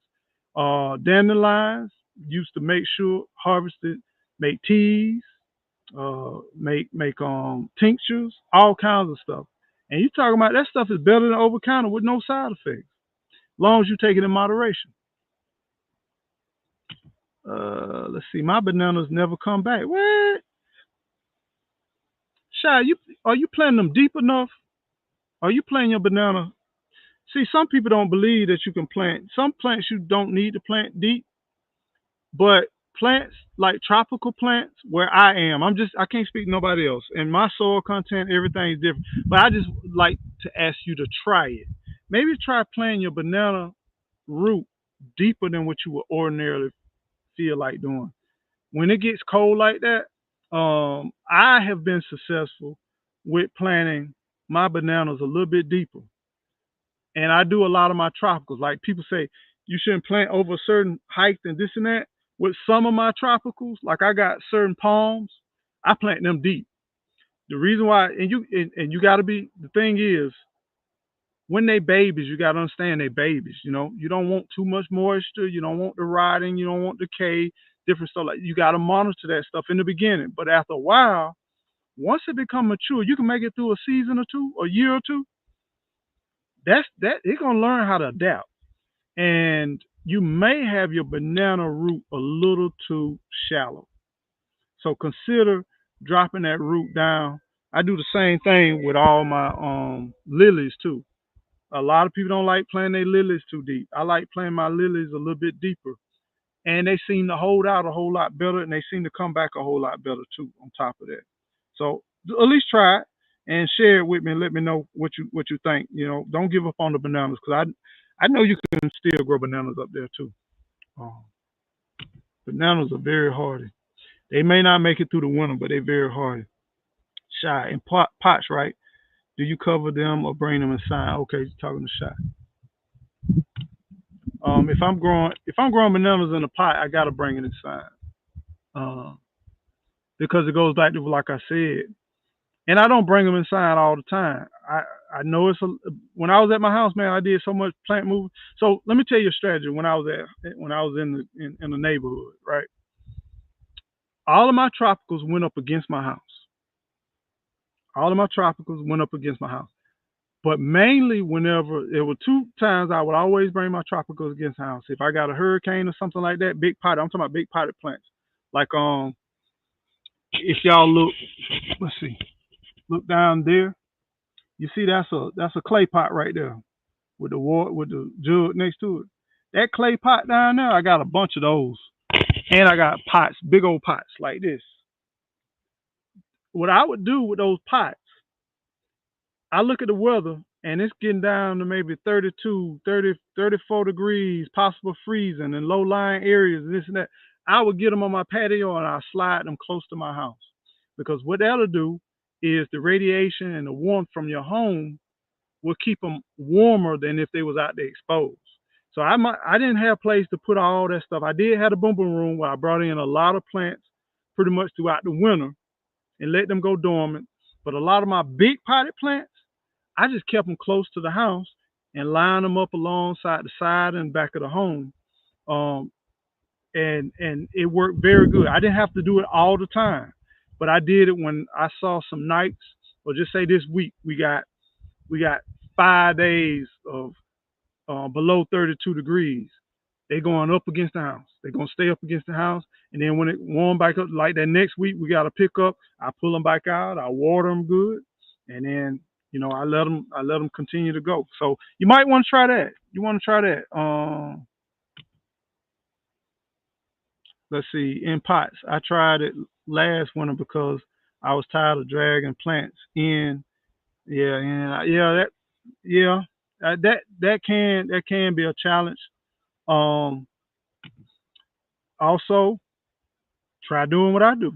Wrap your plants instead of bringing them in and out. It may not be fashionable. People come through here and say, "Dog, your plants got on clothes." Yeah, they got on clothes. But I wrap my plants. People um don't throw away curtains or blankets that know me. They say, "Hey, I got some blankets. I got some this and that," and I wrap them jokers. And even if you don't have to move them, once again, those nights or those days when it get below that, go ahead and take them and wrap them up, and then leave some green still showing. That way, it can get some sunlight and radiate. But don't worry about them, that little piece in that part that's green showing dying. But just wrap them, you know. And I don't know how many plants you got, but I got quite a few that I wrap. I probably got about 40 to 50 that I probably wrap in some fashion, or prep in some fashion or way.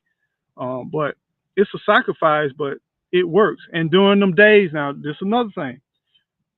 Our winters are crazy. It could get down to 32, 33, sometimes 20 some odd degrees, high 20s. Don't typically go lower than the high 20s. But the next day it could be 80 degrees.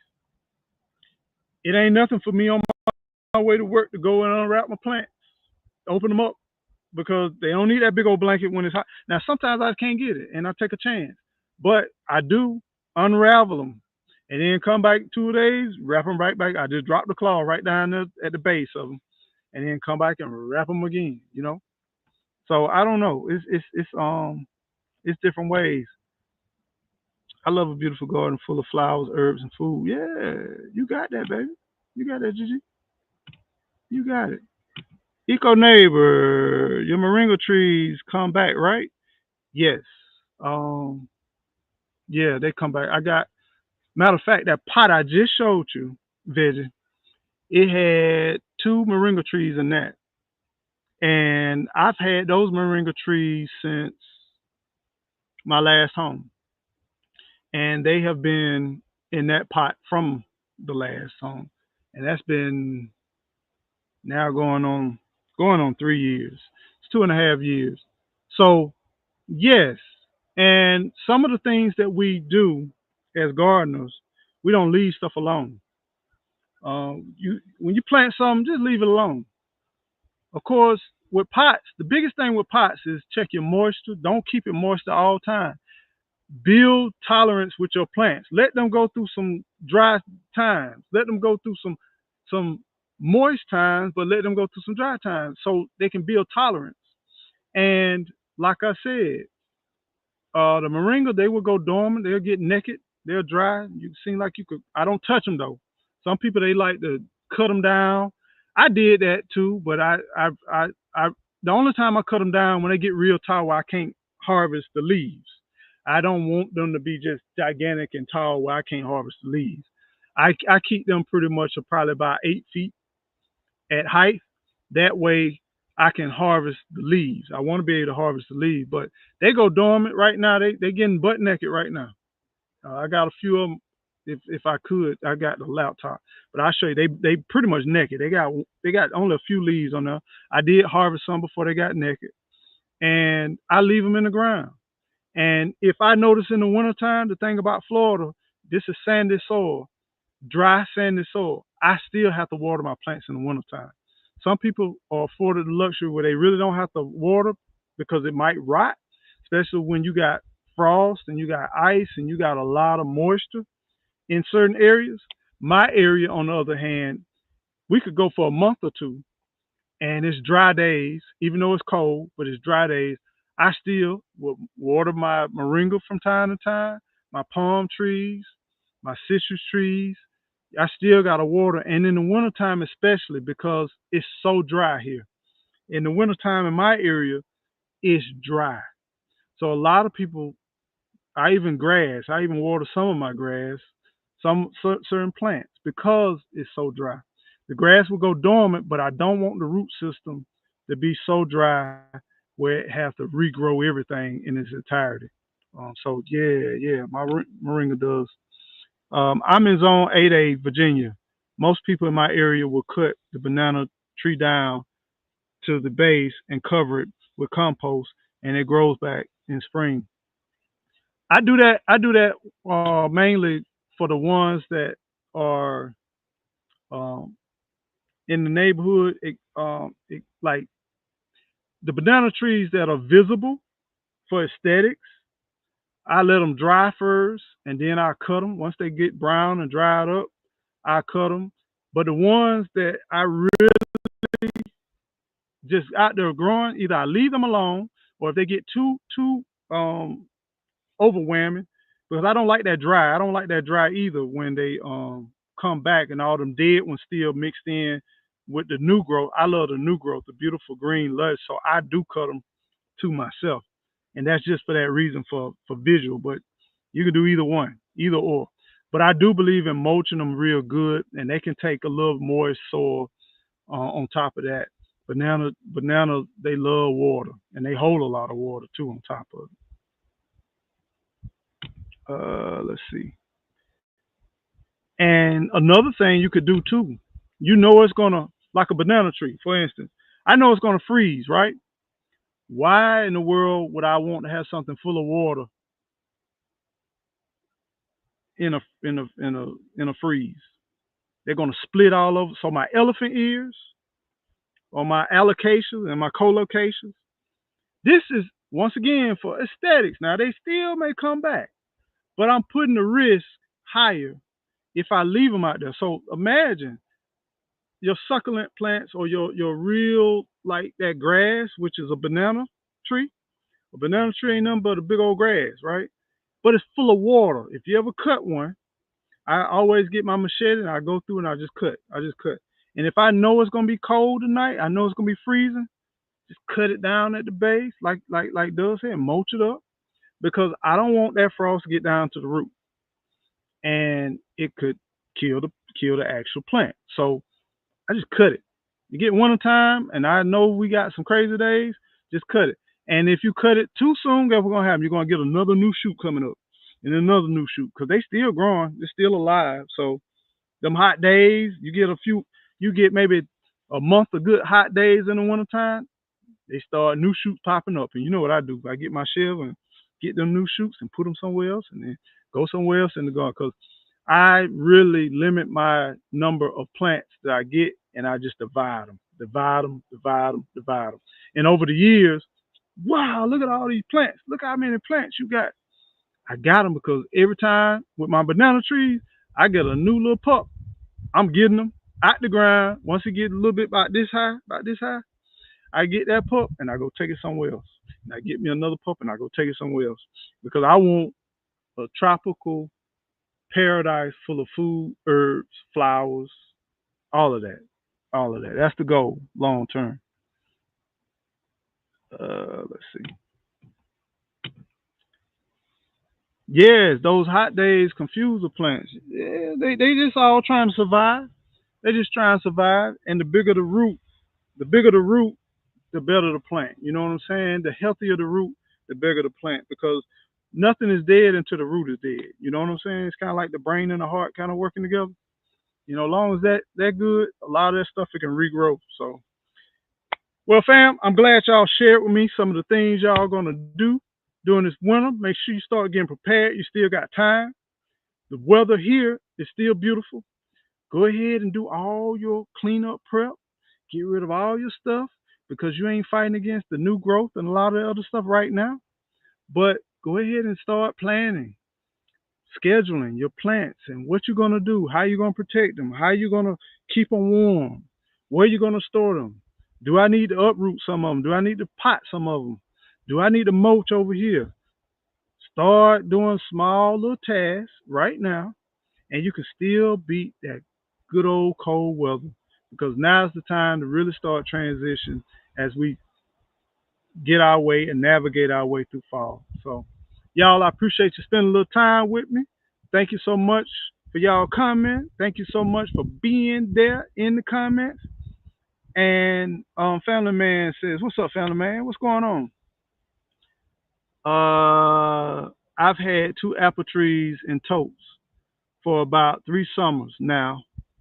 I'm getting branches, stems growing up from the dirt. When I get ready to plant them, should I cut those branches slash stems off?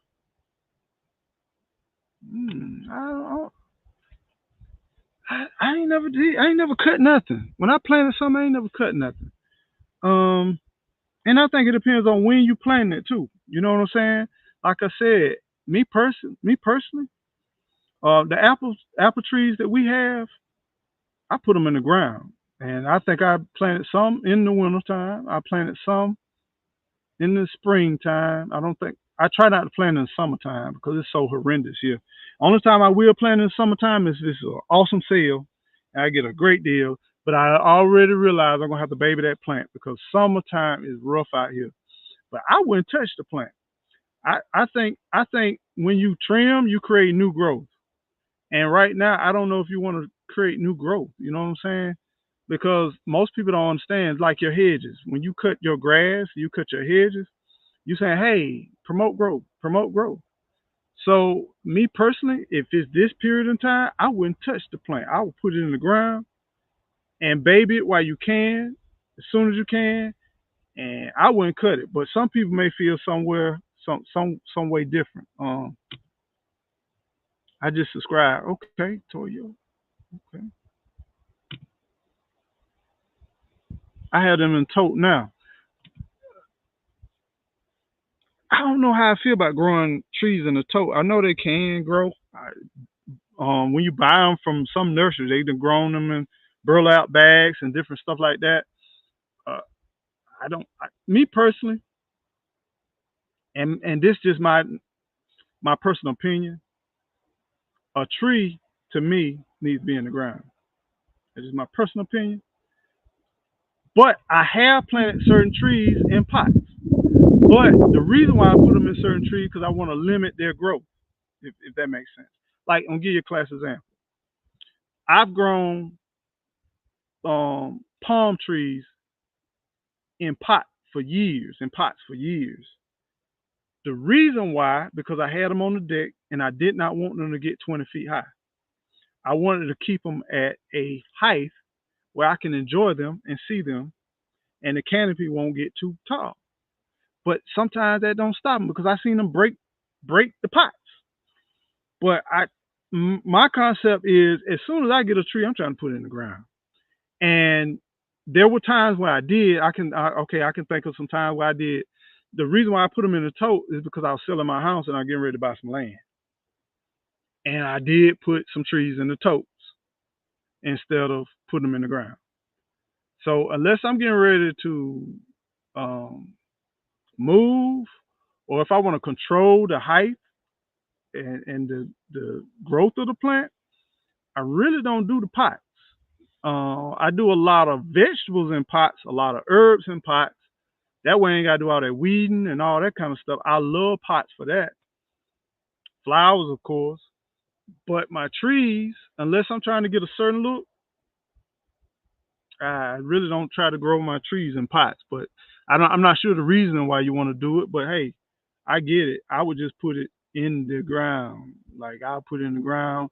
And the thing about trees, you need to any tree, shrub, bush, or whatever. When you put it in the ground, it's a baby, fam. I love abused plants in pots.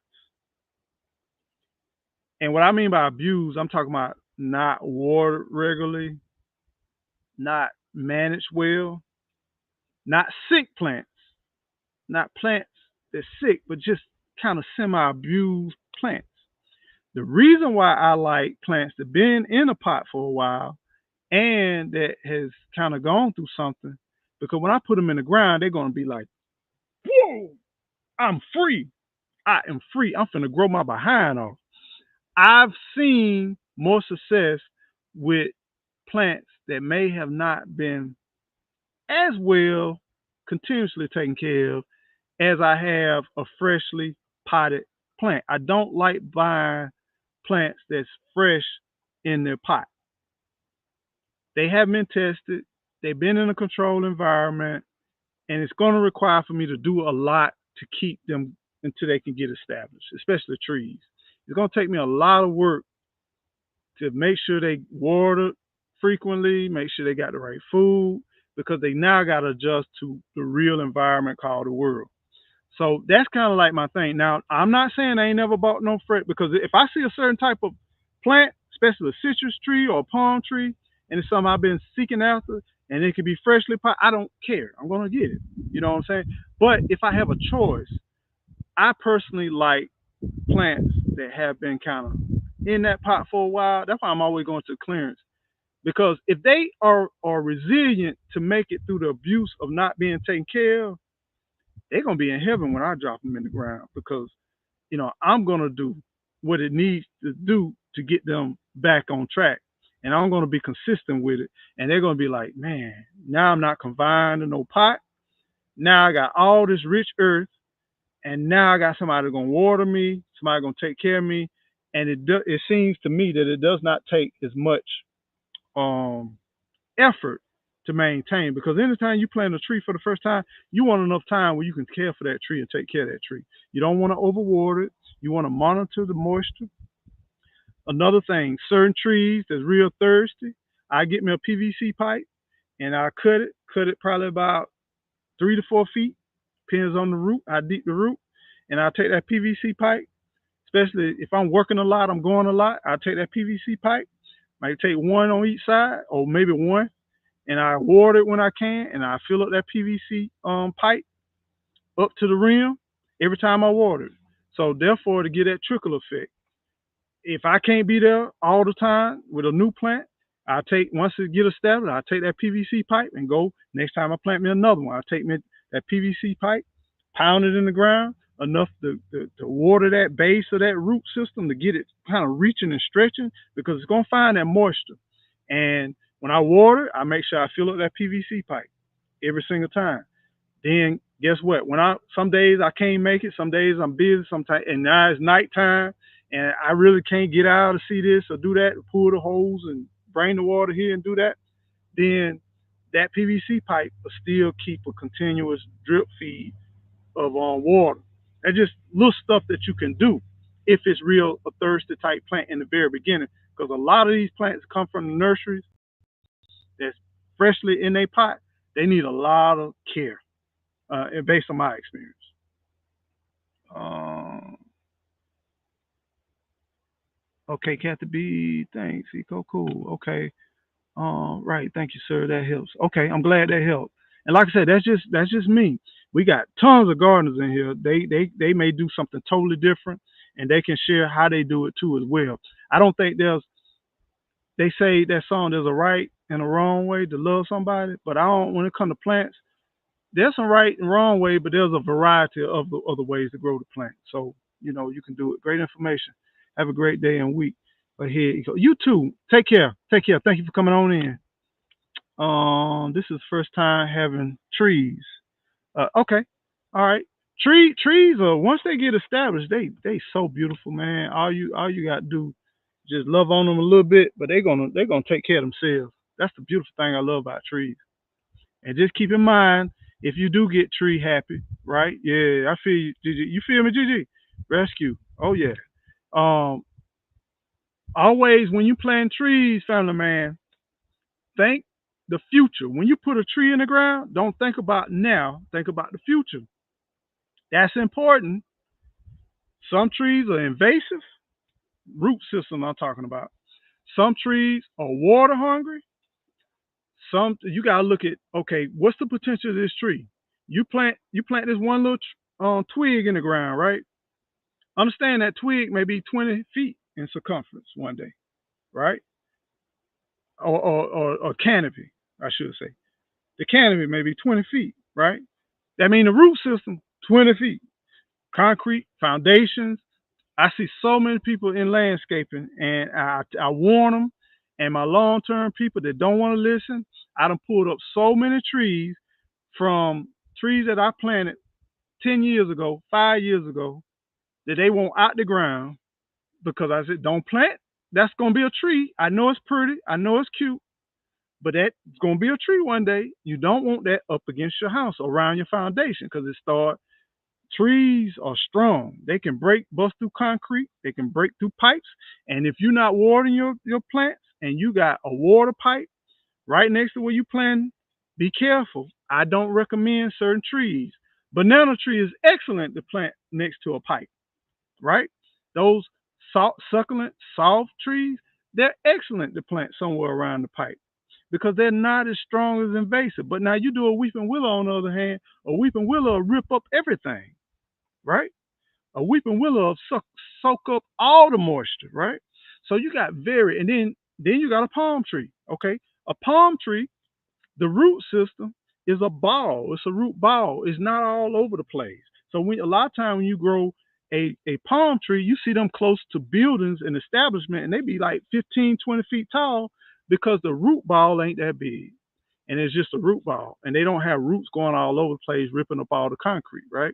So it's certain plants that you got to look at, not just now, but when you plant a tree, you look into the future and learn your root system. Because if you plant certain trees in certain areas, around sidewalks, around driveways, around water faucets, different things like that, you're planting a problem, a future problem.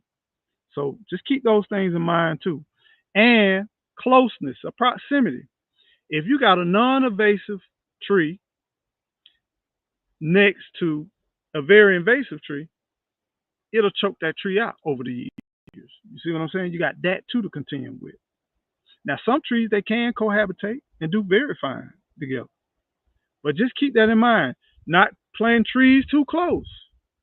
Some trees you don't want to plant close.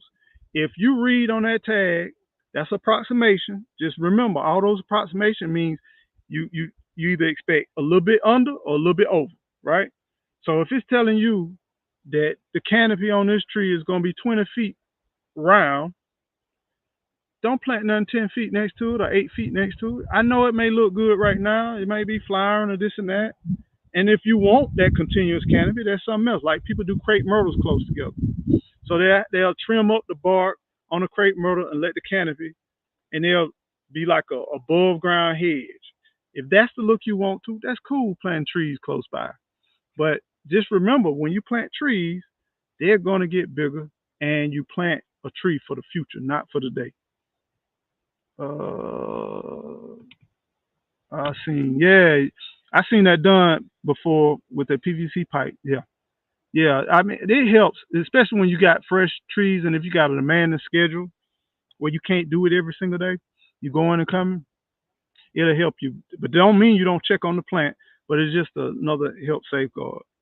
They are two dwarf apple trees. Yeah, they dwarf, but what's dwarf? A 20-foot circumference tree can be dwarf in that plant variety. You know what I'm saying? So it's one of them things you have to really plant a tree for the future, because if the average plant tree species could be 40 feet canopy, but the dwarf is 20 feet or 15 feet. You know what I'm saying? So I'm just saying, just still pay attention. Make sure that when you plant for the future and not just for what looks good for the day. Uh, Rescue plants are my favorite. You feel me? You feel me? I got a $20 palm for why you tell me that for $1 at the grocery store, and now it's back. They don't do it here. I forgot where you went. They don't do that kind of stuff here. Not here. That thing could be dead, and they still got a regular price on that thing. Me and Gigi looked at some plants about near dead, and they still got full price on. Oh wow, yeah, that's incredible. You feel me, man? I've been bought every palm tree I could for $1. Yeah, they are about 50 feet from my house. Okay, okay, all right. Just like I said, just check the long term of it, and you know that way you won't be disappointed long term. Thank you, Gigi. Let's see. Dorothy, what's going on? What's going on? You in the bushes? Good to see you. Good to see you. Welcome in. Thank you. You in VA? Okay, VA. Man, oof. I ain't gonna say that. I was gonna say, Doug, you were talking about diversifying your investments. If you came across deals like that, you get about 50 of them, and you come down here to this state line, you take a vacation and sell and have a free vacation if you ain't careful. Doctor them up, bite to life, and get them up a little side. But palm tree, they grow so slow. But man, dollars they don't have them. $20, you know how to find a palm tree, a little baby palm tree, and a little 1 gallon for $20. So I mean, that's the difference.